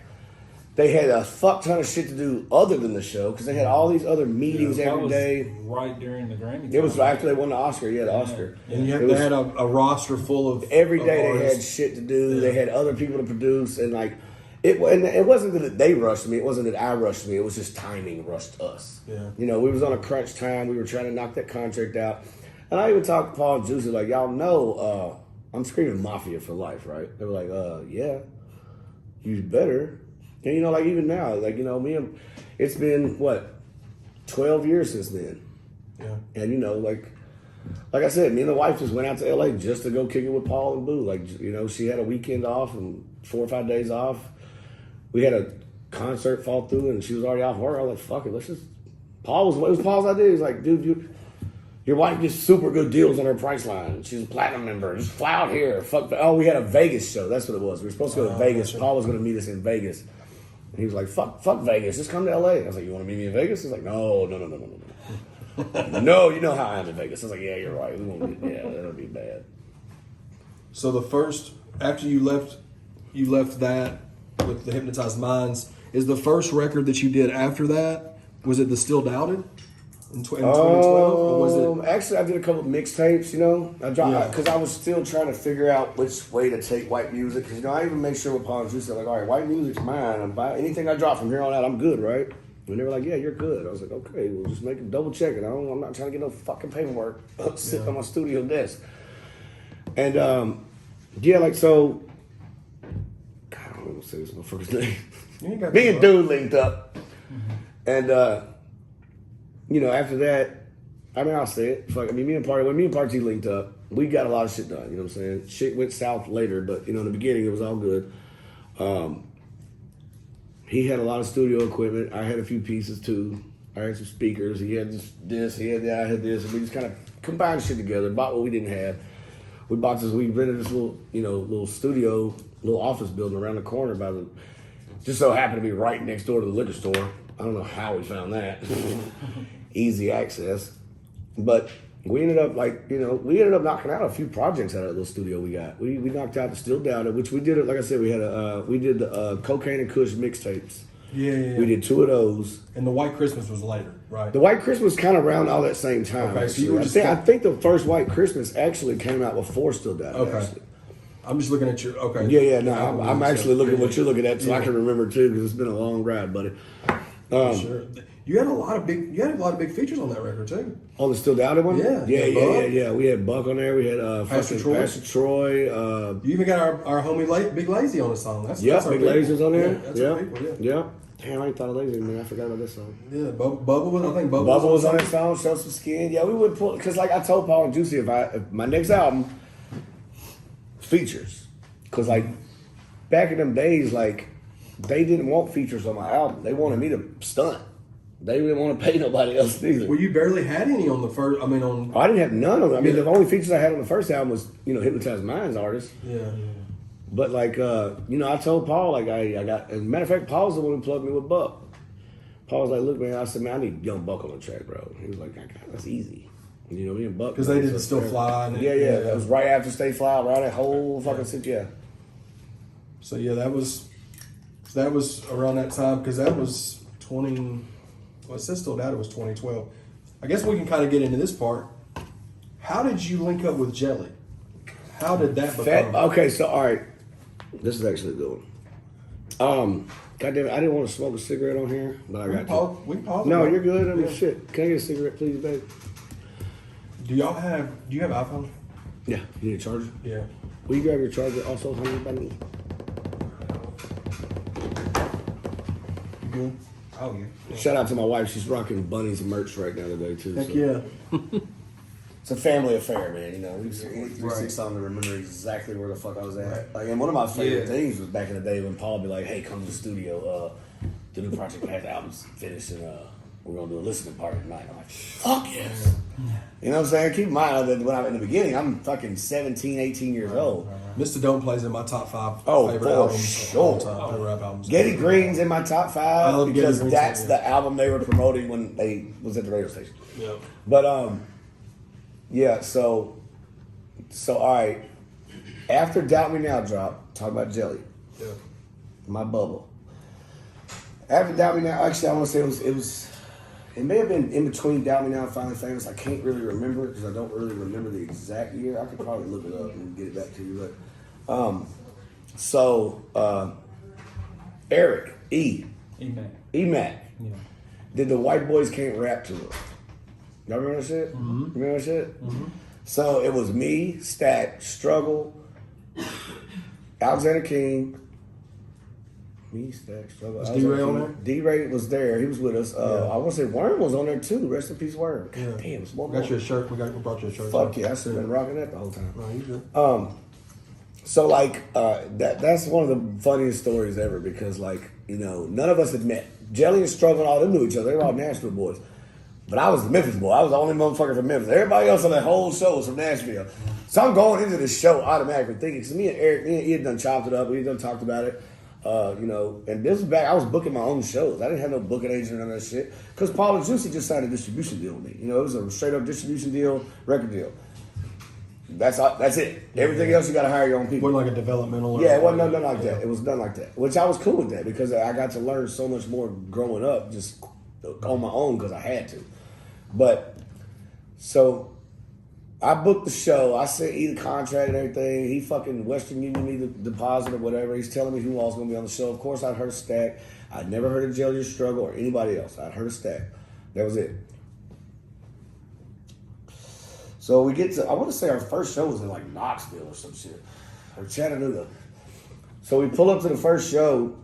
We're all staying in the same hotel. We're all fucking babies too. God damn, this is so long ago.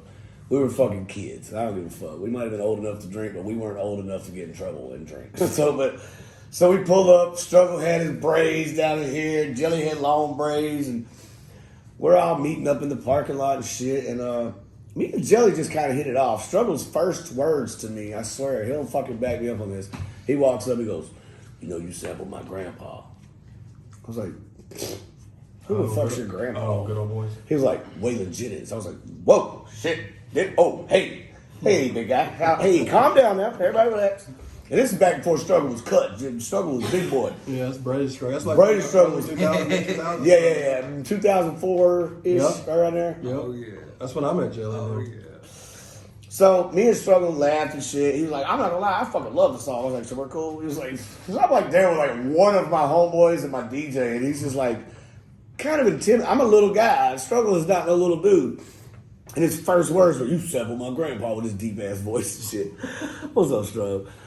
It was good seeing him the other night too. Sure, man. But like, you know, we all chopped it up so much on that tour, and me and Jelly just kind of clicked because I was the smallest and he was the biggest, and it was like our ongoing joke. I was the little guy, he was the big guy. And between me and Stack, you know, we had the more records sold at that point. They were still trying to get their name out there and shit.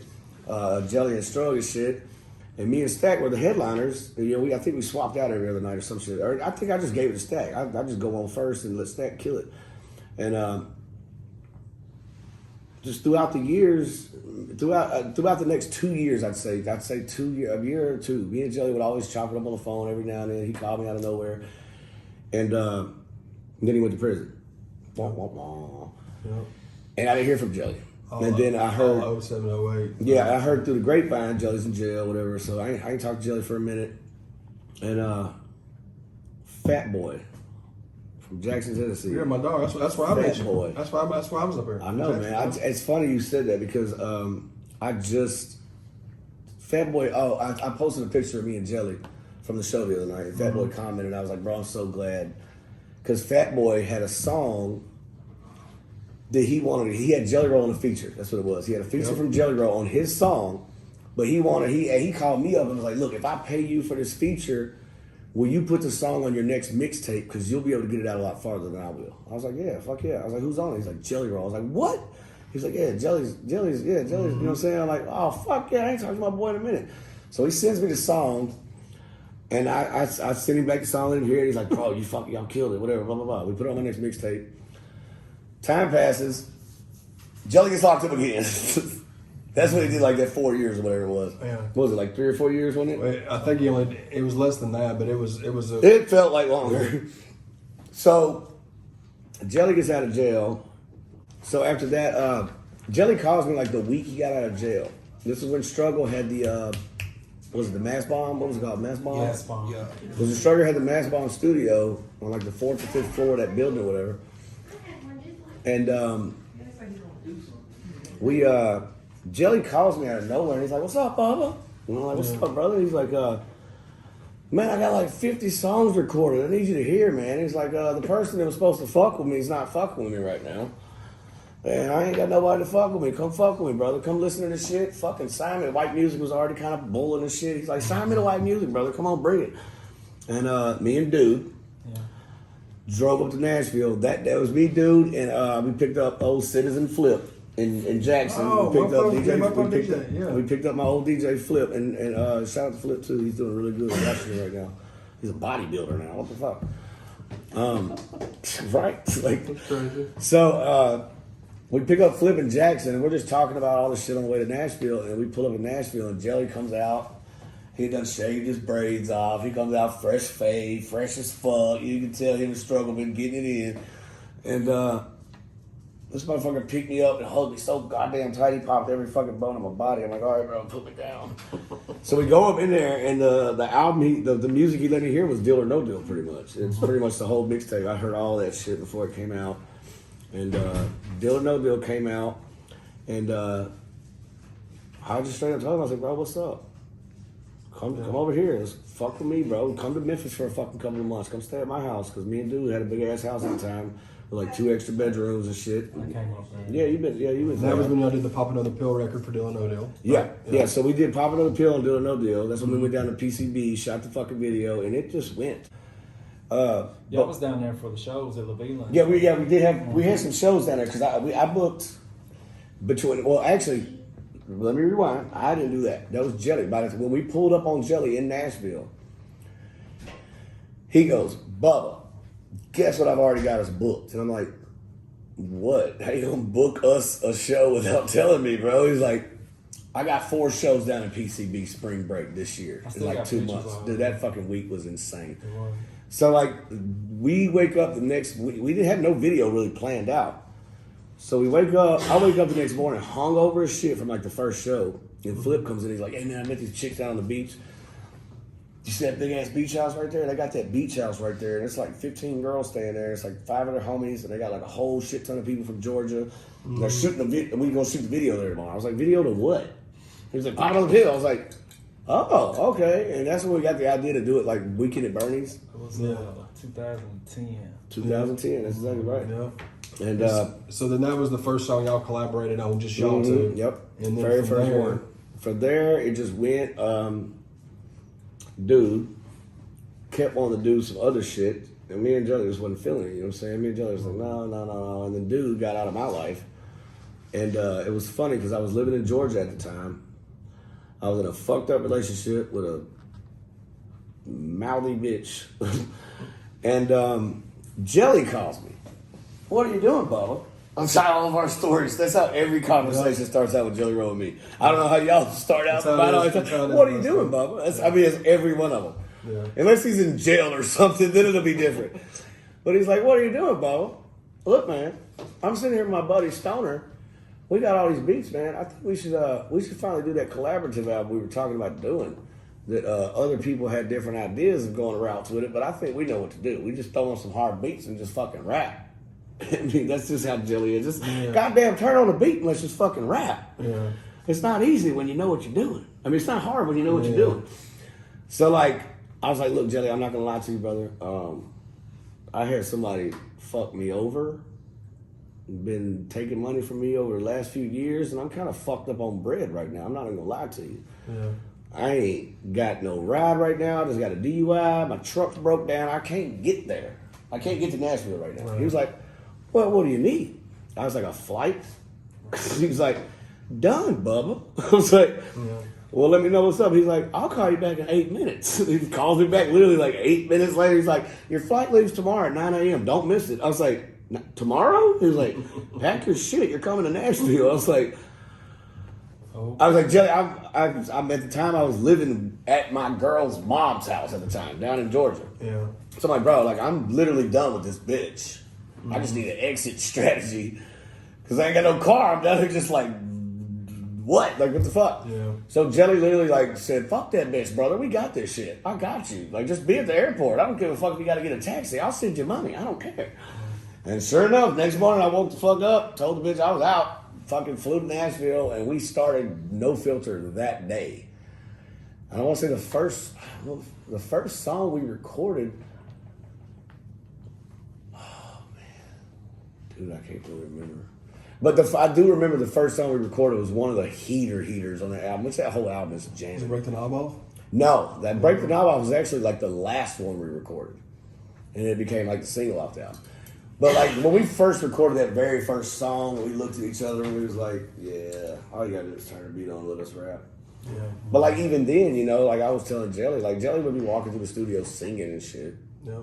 And I hear it just like, something about dude got something else. He got something other than just rap. Well, and y'all had worked. I'm tripping because y'all had worked together Snow on album. the Snow album. I forgot about that. The Snow album came before that, yeah. Yeah. Okay. That was early. Actually, that was actually not too earlier before that. It was probably 2 years. No, it A year and wasn't a half, even maybe that a long. year. Yeah. Yeah. It was like a year before that because you was up here in the Batmobile, Yep. in the Magnum, the black and yellow jank, Yeah. and that was actually a pretty dope little situation too because y'all both know how Jelly is, and I know he's gonna see this. Jelly every day, call Paul, call Juicy. We got to get in the studio with them. We got to figure this out. Like, dude, that's not like that with Paul and Juicy. You can't just They're Paul and Juicy. They're Paul and Juicy, bro. He's like, I don't give a goddamn. You're Lil Wyte. Make it happen, Bubba. And I'm like, shit, dude. Okay, whatever. So, Project Pat found out I had a white rapper. Then he put together that 3-6 Mafia still has their white rapper. Their white rapper has a white rapper, and he had just signed B Peasy to Money Train. So he was like, me and Pat and Juicy were we were at a show. We was out of town. We was in Dallas, Texas, at a show eating at some restaurant, and Pat goes, "Hey man, so look, I had this idea. So you know I got me a white artist, right? Paul and Juicy still technically got them a white artist, right? And now they white artists, got your own white artist, right?" I was like, "Yeah, where you going with this, Pat?" He's like, "I think we need to do a goddamn group album." I was like, My word. okay. Yeah. What you talking about? Me, Jelly Roll, and B Peasy? He's like, yeah. Call it Snow. I was like, the group's name is Snow. He's like, yeah, because y'all all white, baby. Snow was all white. I was like, dude, I don't know if this will work. And it goes back to spelling differently. I said, that's what I told him. I said, you got to take the W off. Yeah. He was like, whatever you say, baby. You a boss too now. See, you ain't, see, this is Project Cat. White. You ain't no regular rapper no more. You a boss, baby. You can do whatever the fuck you want. You can tell me what to do sometimes. I was like, sometimes, right? He was like, don't get it twisted. I'm a boss too. I was like, all right, what going on now? He was like, you heard it, Snow. You should take W off. S-N-O, baby, S-N-O. And we were sitting there, and I was sitting there just thinking about it. I was like, all right. I called Jelly. Like, hey, man, Project Pat has a business proposition for us. Jelly didn't even give a fuck what it was. He was like, I'm goddamn down. I was like, because Jelly was still starving at the time. He was hungry for it. And that was during the chat. I mean, he was opening up for me. He was opening up for me and like killing every show. Like everywhere we went, he was killing it. Like building his buzz constantly everywhere we went. And Jelly was living with me at the time. Me and dude. Paul and Juice was like, all right, look, we finally got time. 2 weeks from now, we got studio time for like a whole week. Then we'll come back. We can do 2 weeks if we need 2-3 weeks because I know you don't like rushing albums. I was like, thank you. So like, but it being 3 of us instead of just little old me, 3 of us knocked that goddamn album out in a fucking like a week and a half. Like, because they came in with an arsenal of beats. And they had goddamn Lil Lodi come in. Yeah, they had everybody. They had fucking Billy West come in on the keys. Like, we had guitarists in that bitch, bass players. We had the whole fucking nine. And at this point, in the first time in my life, I'm a boss. You know what I'm saying? I'm like up in here with my artist Jelly Roll over here, killing every verse. Yeah. And that's when he did Pain No More. So, Pain No More, that song Pain No More on the Snow album where he's singing, it's just him on it. Because the reason why it's just him on it is because that's his fucking song. It didn't need no rapping. Bro, what's crazy, just before you do that, he was singing that song to me on a prison call when he was locked up. He'd written it in jail. And he was like, bro, I got this song, but it's not me. So I'm just co-signing what you were saying. Like, so, he was singing it to me over the phone. The first time I heard him sing it, so like you said, he had it written for a while. Because he would just walk around singing it. Yep. And we were riding in the car, coming back from the show. We had this chick with us in the van. It was when I had that old doo-doo brown ass van. You remember that, John? I had a doo-doo brown Ford van. It was a piece of shit, but we rode that bitch like a fucking phantom, I'll tell you that. Brown. We called it motherfucking doo-doo brown. And we're riding back from the show. Jelly was driving, because for some reason, Mr. Convict had the only license in the car. Well, not only that, dude was a fucking narcoleptic, and he'd fall asleep at the wheel. Can't have that on tour. But this is back when Jelly, Jelly's back at Jelly. He's doing Jelly. He's got like 3 phones. He's driving with 3 phones. One's on Facebook. One's on MySpace. One's on email. He's just like, I'm like, bro, drive. So the chick's sitting up front. I'm sitting right behind Jelly. He starts singing that song. And I'd already heard it once, but he just starts singing it. 15 years old. And he just starts going. And the chick in the front seat just gets all the way into this song, bro. Mm-hmm. She gets completely into this song. And by verse 2, she's fucking boo-hooing. And Jelly don't stop. He just keeps on going. He keeps on going. There's no music playing. He's singing it a cappella. And that night, I told Jelly straight up, and this was fucking 2012, 2013, maybe, 2012, 2013. I told Jelly straight up, no, 2011. It was like 2011. No, wait, it might have been before that. I broke up my baby mama in 08. Yeah, this was like 2010, right when he first came to Memphis or whatever. So I told him that day, I was like, bro, fuck this rap shit, bro. Yeah. No offense to the fans. Yeah. But fuck this rap shit, Jelly. Man, we know you can rap, bro. Everybody knows you're a monster. And he rapped with no paper and pen. Jelly go in there and freestyle. Every time. I made him start writing his lyrics down once we started making some money. I was like, bro, you got to at least go back and write this shit down. Because I can go in and type this shit up, date it, time it. I wrote this verse. How about that? Bro, what I saw that he would do that would trip me out is he'd get a piece of paper and write down punchlines. He would write the N-word. What's the word? The N-word. Yeah. Yep. Dude, yeah, he would tack that motherfucker on the wall and just write down 10 punch or 12 punch words. It's like And he would freestyle. he would just to them. freestyle everything to else. them words. It was fucking incredible, dude. It was like crazy. it was something I've still to this day never seen anybody do. Jelly was very ahead of his time when it comes to his music abilities.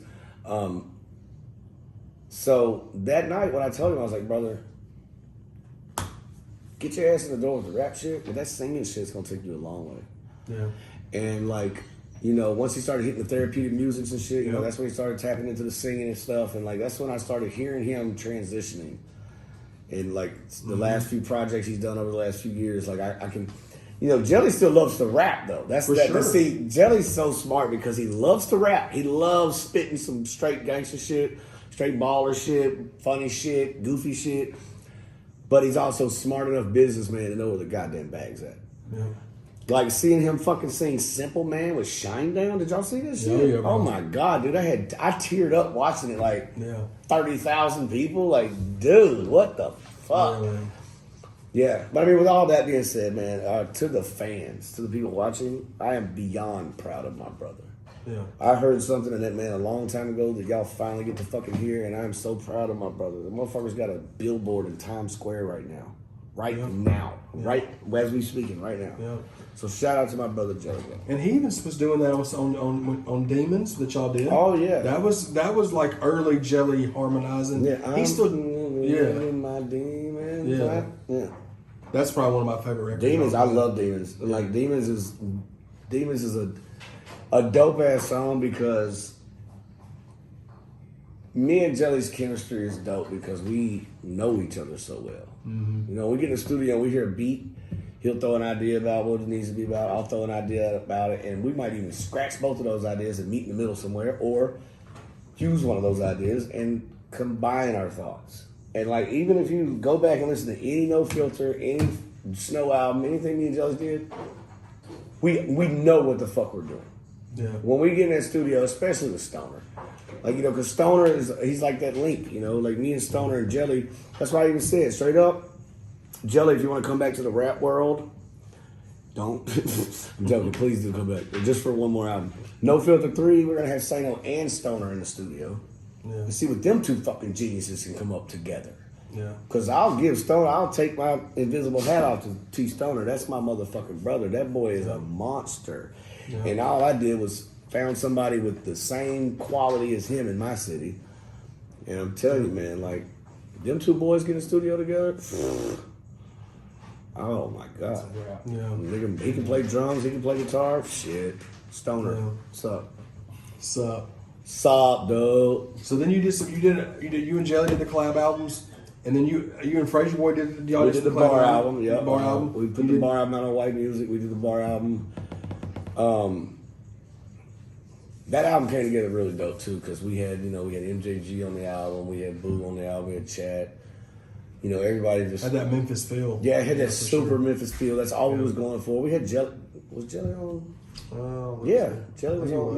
No. Yeah, he was. He was on 6 o'clock. Yep, 6 o'clock. Yeah, and dude, like, that album was just super dope to me because it was once again just me kind of bossing up. You know what I'm saying? Just like, hey, Fraser, me, let's get on this album. I'll pay for everything. Let's knock this bitch out the park. Let's get some heavy hitters from the city on it. We'll grab Jelly. You grab one of your homies, whatever you want to grab. I'm not going to put too many of the homies on here. Yeah. But, you know, like, Fraser straight up texted me one morning. He was like, yo, it was like 9 o'clock in the morning. He was like, MJG's down to get on the album. I was like, fuck, yeah. Yeah, I'm sure that's bucket list stuff for sure. Yeah, and then, like, even, like, Fraser's next album, Not No More, I executive produced that whole album. He got 8 Ball on the track.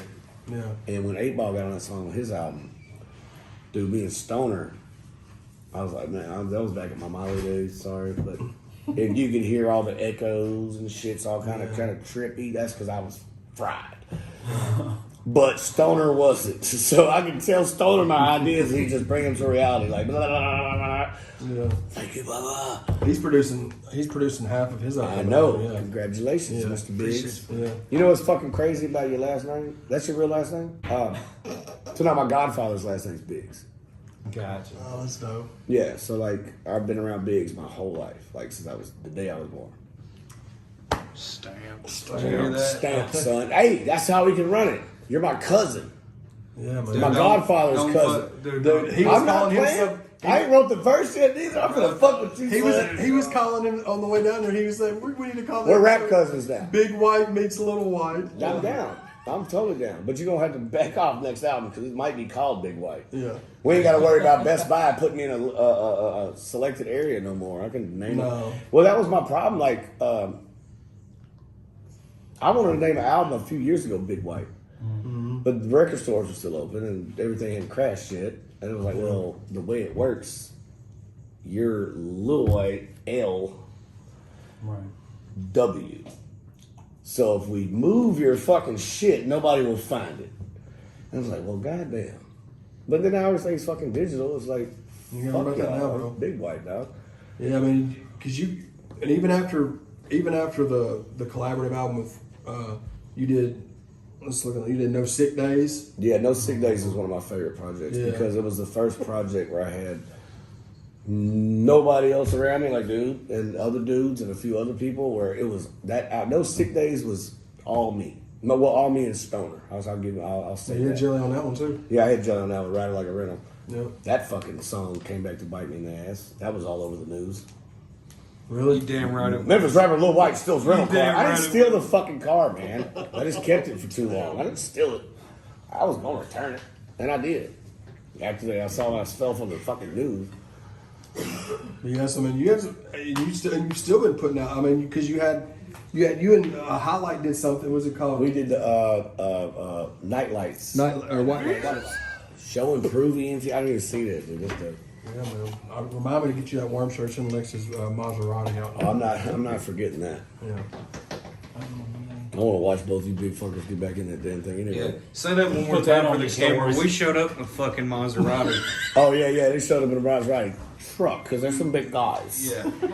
Y'all know how Lex rides. Lex flips vehicles more than I flip socks, and I got like 700 pairs of socks.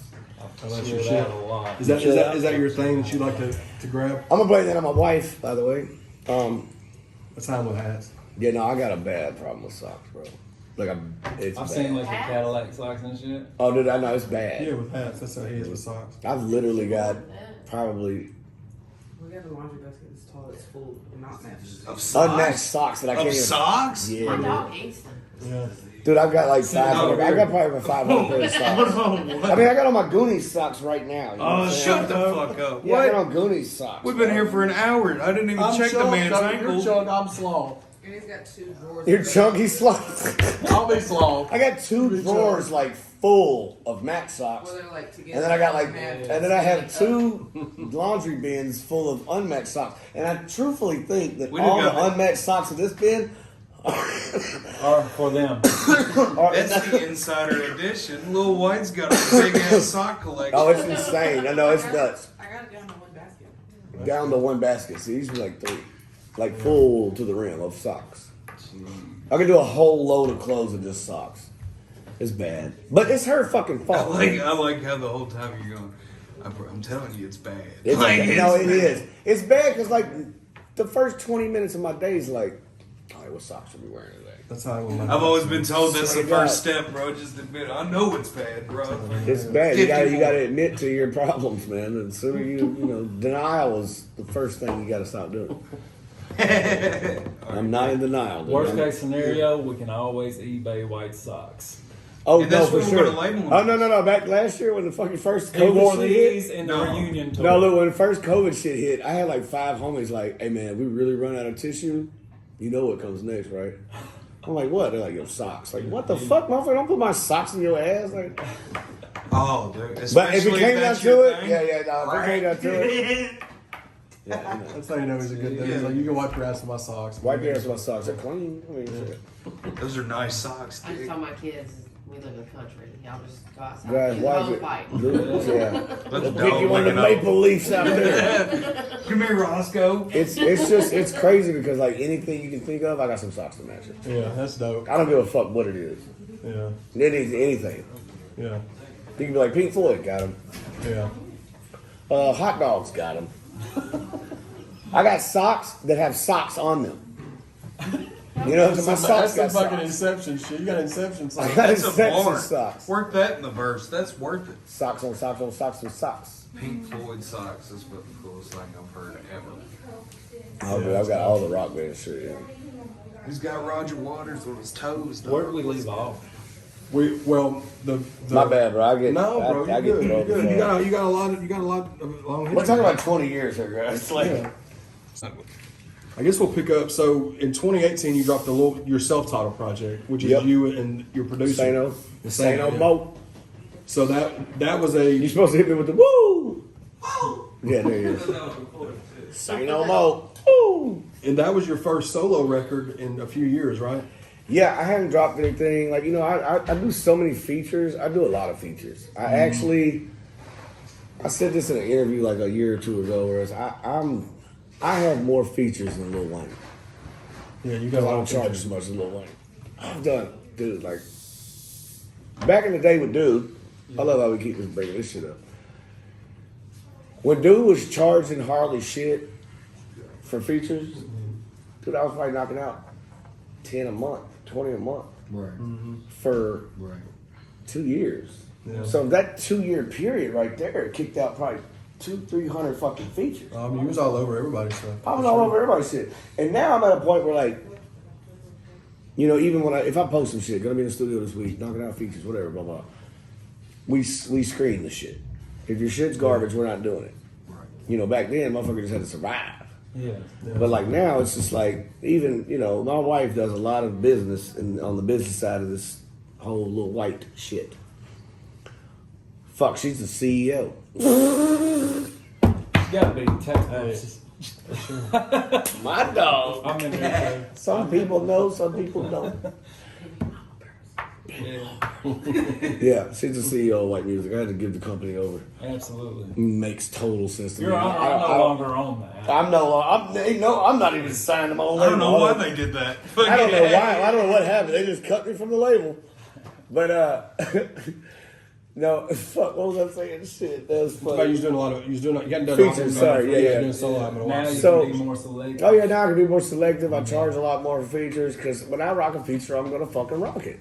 You know, it's up to you to promote it properly. Right. It's not my like, and then I get it. People want you to promote on your platform. I understand that, but at the same That's time, not what they paid for. that's not what they pay for. They pay for a feature. Yes. And not only that, like, if you're gonna spend money in promoting, promote it on a bigger platform than mine. Yes. Hit up somebody and pay the fucking promotion money at fucking WorldStar or what are them, you know, the bigger platform. I'm just throwing Well, WorldStar out people there. think just because they pay you for a feature, or They pay think me- I'm fixing or to pay bend me over for a beat, backwards. They think I'm going to Bend share over it backwards for- and share it and everything. That's Yeah. not how it works, One, guys. two, I think like the quality of it really. If you set the bar yourself and you Yeah. show out for For yourself, sure. someone's going to show up for you. Absolutely. But For if it's sure. you know, That's what. No, we don't like, advertise shitty crap. so, like, You know for what I mean? example, prime example, Mr. Leroy Biggs. See, Lex, my Chop brother, that. That's a drop. my brother, Mr. Leroy Biggs. Yeah, Hold on, I'll do another one. And now, Mr. Leroy Biggs. I'm retired, There you dude. go. I'm gonna drop the album. There you go. Quit That's your over new at tag. Costco, bro. That's your new Everything's tag, brother. happening. work at Everything's happening. I work at Costco. That's my new tag. That's your new tag right there. So now, like for example, like he knows not to send me no bullshit. Right. He knows the harder the beat, the harder I'm a rock it. Right. That's how any rapper is. Like if you send me a boom boom clap, boom boom clap, I'm gonna give you A B C D E F. Like nah. But if you give me some bumping ass shit, I'm gonna fucking go I above and think that was beyond. actually Stoner, wasn't it? Yes, I think it is. Sorry, Is it a stoner motherfucker. track? It is, bro. I knew it was a stoner It track. is, bro. Yes, baby. Shout You finna out get you a Stoner, heater from me, son. I can't let my bubba down. Yeah, that's dope, man. I knew that was a stoner track. I can hear certain sounds. Going, guess what we did? I can hear certain sounds. Yeah. And like, that sounds like a stoner beat. Yeah. Because Stoner's got his own style. own He sound, really yeah. does. Yeah, for sure. But he yeah, was basically just doing features only for a couple of years. yeah, for a couple of years I was just doing features and shows, just rocking out. You know, I had shows booked. Yeah, I try to do at least 2 shows a month. And the way and I'm a simple motherfucker. Like the way I think, if I can do 2 shows a month, all the bills are paid, everything's good, extra fucking off money, And then kids everything are else is straight. gravy. Yeah. I mean, like, and I normally try to keep my shit pretty standard, always taken care of. But as long as I can do 1 to 2 shows a month, which now I charge more for shows than back then. Like, you know, I can do 1 show a month, pay everything, do everything, we're good. Yeah. But if I can do 2, 3 shows a month, we got it. We're good. We're super good. And she's a fucking money genius. She don't blow money. She saves it. She knows what she's doing. I don't. Socks. Yeah. Socks. But like, yeah, for like them 2 years, dude, I was just literally just kind of just, you know, just winging it, like features and shows. Like that was my money. Like, cause like even like back then, like, you know, fucking record sales took a plunge. Oh, bro. When iTunes first came out and when all the fucking outlets to sell, you know, digital music came out and they didn't have it all figured out on how to pay their fucking artists, fucking record sales and all the artists took a goddamn money plunge. And it was fucking sickening. I hated iTunes for like 4 years until they fucking changed their fucking shit up. Yeah. You know, like watching, you could drop a new album and out the gate sell a few thousand copies on hard copy, but then sell way more on digital, but you don't see that digital. You just got pennies and shit. I ain't gonna lie, the best thing Kanye West and Donald Trump ever did was linked up at the White House. Because they fucking changed that shit up a little bit. You know what's crazy? Side note. Yeah. Back in 2004, Sonny P. Hey, what the dog is? Sonny P. told me. Sonny Paradigm? Yeah, me and Bobby sit down with him, and he said, "Why are y'all worried about pressing my disc?" I was like, "What do you mean?" Well, the fans still want it though. Well, see, this was before any of that was in place. He was like, I forgot how many years he said, and so long he said that won't even be a thing. I was like, what do you mean? He was like, it'll be MP3. I was like, what the fuck is an MP3? Oh, you're going back. Yeah. And he was telling me how all of it. Sonny literally told me. Can I see your lighter? Sorry. He told me exactly what was going to happen years before any of this happened. And see, that be them motherfuckers that know shit because they've Sonny's been told always shit. been ahead of his game. They've been told shit too, though. Yeah. They know shit because they've been told shit. And like, I ain't gonna lie to you, dude. Like, Paul and Juicy knew that shit. All the record execs knew that shit. Try to get ahead of it, beat it. And I ain't gonna lie, like, I was probably. I just joined on within the last 5 years. Like, I was so against it. Because I love physical copies. I do too. Physical copies are louder on subs. It's louder in your Just stereo. sound quality altogether. Sound quality's better. Once you compress all that shit down and for fucking digital, it takes a lot of the sound out of there. People don't really Especially if you got a system in your car, you know what I'm saying? Which they've been enhancing shit. They've been changing it throughout the years, which I'm glad. But, you know, that was one of my main things I was against the whole fucking digital movement. Is I was really against it because I'm a physical copy kind of guy. Like, I like reading the credits. Me too. That's what How the fuck you gonna sound a goddamn album cover if there's no fucking album cover? Yeah. You know what I mean? Like, that's what I was on. Like, it was just like, well, what the fuck are we gonna do? I was all about the credits. Me and him talked about that on The our credits. podcast. The credits, because The some liner of you notes, read credits. producers and all that stuff. So like study. Now you don't see it. Right. Yeah, you don't know who does. You gotta what. Google the Your whole tags. album. You gotta Google the album, go into fucking Spotify's fucking little deep And shit. actually do research on Do research on who the fuck produced this beat, or who's singing on this song, or 'Cause it's oh my like- god, this chick's singing. I love this chick's voice. Who is this? Yeah. Who knows? If they don't fucking put her featured as, if she's a background vocalist, they don't. You don't have that no more. You know what I miss? The shout outs. Yeah. That's why I shout still out do page. physical copies. Yeah. That's why I still to this day, every product we've ever dropped since the Paul and Juicy days, I still do a physical copy, even if it's so many. Like, you know, I've got a pretty much lifelong deal with Selecto Hits. Shout out. One of my best friends in the world and business partners is Wes Phillips. I know It's Jeff. fucking- I know Jeff. Jeff's one of my good friends too. That's Wes's cousin. They're fucking cousins.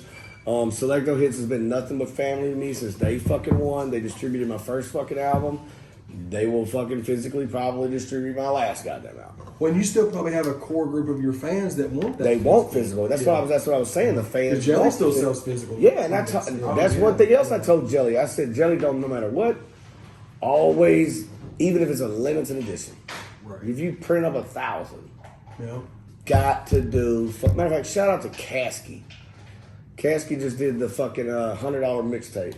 He took a little note out of the Nipsey Hussle's book. He pressed up 1,000 copies for $100 a piece. That's $100 grand. I don't care how you flip it. Right.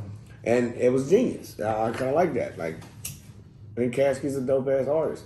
But like you gotta have like for the collectors, you got people that collect shit. Like they want they want something to touch. Yep. When you fucking hit one button and you got the whole album right here, you're like, man, I wish I could see who they shouted out. Right. You know what I'm saying? And they just Matter of fact, want I think I just figured something out. And I'm putting this on camera. Yeah, every digital project I drop from here on out is gonna have the basic back, the whole fucking cover. Yeah. I'm gonna still do the shout outs. I'm gonna still do the thank yous and all that shit. Yeah. I think that shit could change some shit, man. Cause ain't nobody doing that shit. Fucking what's his name? Tom McDonald. Yep.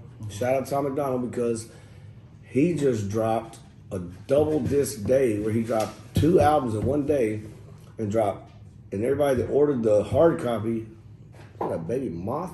Mm-hmm. Everybody that ordered the hard copy got a book with all the lyrics in it. Don't nobody do that shit no more, man. That's dope. Got a full, like a real like book with the lyrics like typed out and shit. And I saw that. I even hit him on Instagram. I was like, bro, that's dope, bro. Like, don't nobody do that shit no more. I said, man, I'm just trying to think of shit that people don't do. I said, I respect that, man. I respect the fuck out of that shit. Yeah, like all my old. This man had like CDs, 4 number 1 like or 4. prized possessions. All my old physical No Limit CDs and posters and Yeah, bro. Like yeah. my Cadillac in the front yard's had a cover over it for a minute. Needs some work. And I popped the trunk and I found my old my old CD collection. I forgot because it was an older Cadillac that didn't have the MP3 plug-in but still use CDs. So I got excited. I was like, fuck yeah, I get to buy CDs again. And then CDs just ended. Yeah. eBay. Yeah, eBay, of course. That's I mean, like wild. the last time we was in Best Buy, my wife was in Best Oh, it's Buy. Like, not aggressive. even, it was like one single rack with like everything on it, from R&B to gospel to rap to rock to fucking country. Straight shoot. From where I worked, because I worked with Best Buy for 5 years up until February of this year, and they got rid of the CDs last year. Yeah. Well, This was like now they've last got year. rid of movies to where movies is just one thing now. It's all Yeah, because all Netflix, fucking Hulu, it's goddamn all Prime. streaming. What so I guess to start wrapping things up, what do you got coming up? What do you got in the works? You want to do an album? So me and Sano, we haven't started yet. I ain't gonna lie to the kids. You know, Sano, my producer Sano is like one of my best friends in the world. Everybody stays on my ass all the time. My wife especially, my producer, my best friends, all my other brothers. Bro, what the fuck, bro? Get back in the studio. And I will explain in a very short sentence. Last year's COVID bullshit fucking pissed me the fuck off, and I went on a hiatus and said I'm not rapping until I don't have to fucking put on a mask or some stupid shit. Like, for real. Like, when we went to a couple of studios in town in that area, and we had to put masks on to go in the studio. Like, I'm not fucking rapping with a goddamn mask on my face. I'll put a Jason mask on, rob everybody in here, and drop a verse. What's up? What's up? What you wanna do? You want to get pistol whipped and then me drop the verse? I'll do that shit. I'll hit you with a 380 in your eyeball. Bow. It's the extra pop filter. That's such a It's not an extra pop filter. It's an extra not filter is what it kind of is. scares me, man. But no, like last year just really put me down, bro. It was like after all them shows canceling, you know, Especially like, a 50 show tour, but bro, I don't even want to tell you how much money that was for me because it was a lot. And the turnouts were good too. Oh, they were the sold one I out. went to. Bro, we had LA booked. Los Angeles was booked Friday, Saturday, Sunday. 3 days in a row. All 3 shows sold out. In advance. It was huge. I think Yin Yang and Yin Yang Twins and fuck. somebody else opened that night here. Fuck, I just went blank. Who else was at the 3-6 show? It was 3-6, me, Yin Yang Twins, and who else?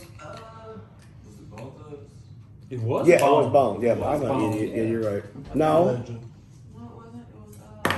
You it was sure? supposed to be DMX. It was Bone. It was It supposed was to be DMX. Bone because I was like, It was damn, Bone. I It got was like 2 of them Bone. here. Yeah, it was Bone. Yeah, it was like 2 or 3 in there. No, it was Bone and DMX canceled because he had to go to fucking rehab. Rest in peace. God damn it! I'm telling you, though. You're gonna name this fucking interview "Rest in Peace, Rest White." in peace. I'm sorry. Don't look at me like that. That was The wife just looked at me like, "What the fuck?" That was I'm an sorry, epic man. show, man. That show was fucking great. Don't worry. But Yeah, you got to do. But you. Yeah. Sorry. So me and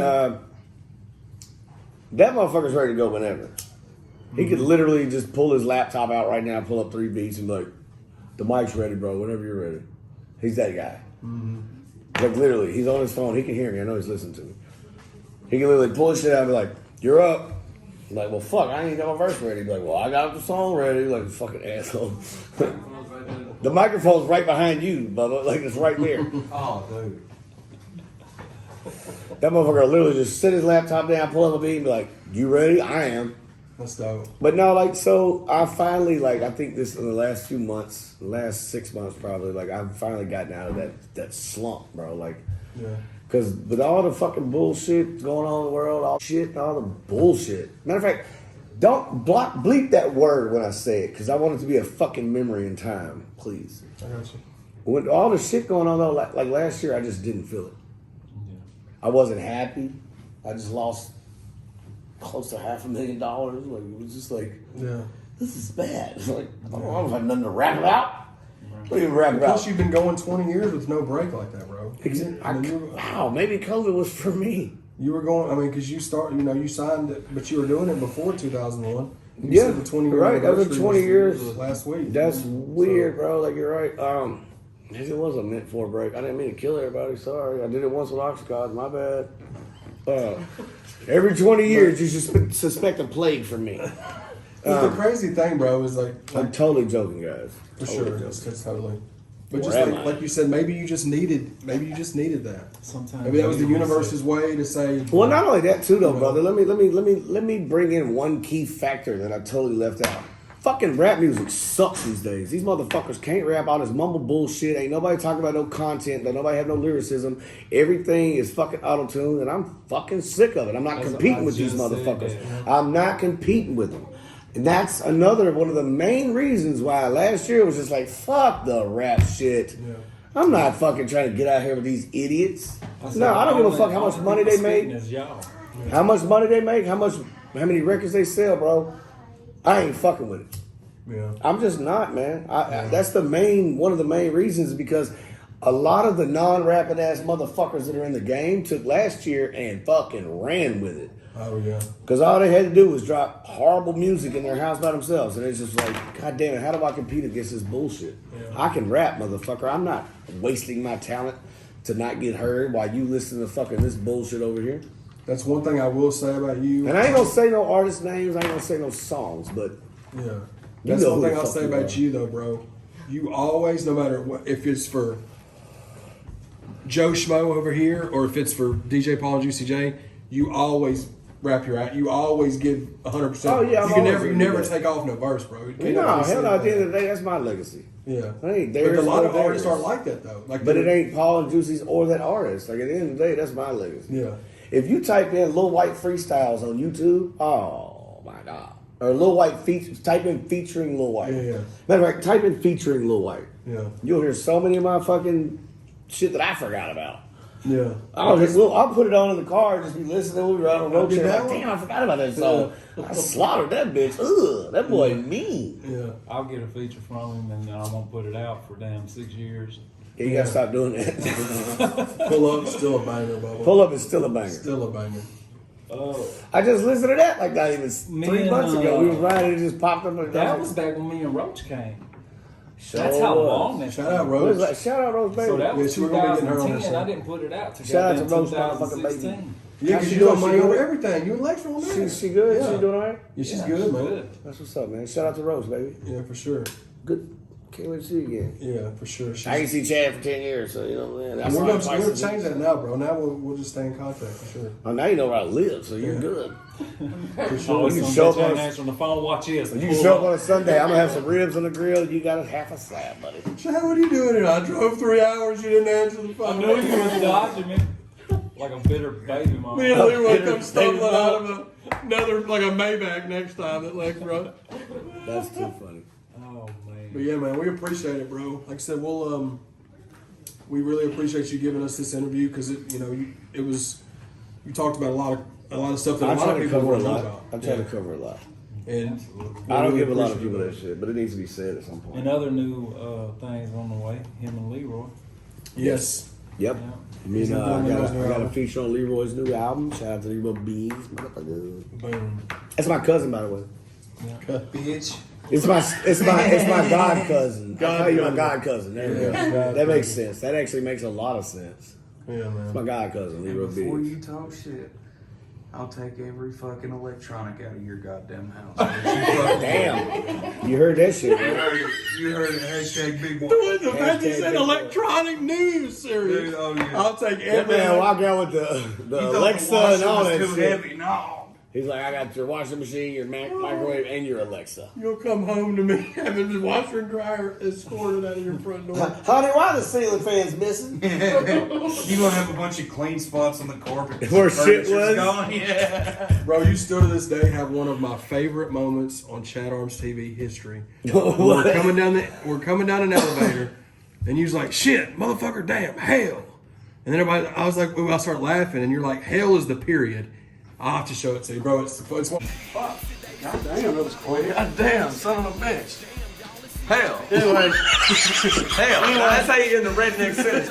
You can say anything in the world. As long as you end it with hell. You can say, tomorrow morning we're going down to the goddamn grocery store to get us some goddamn groceries, and then we're going to come home and put them up in the cupboard. Hell.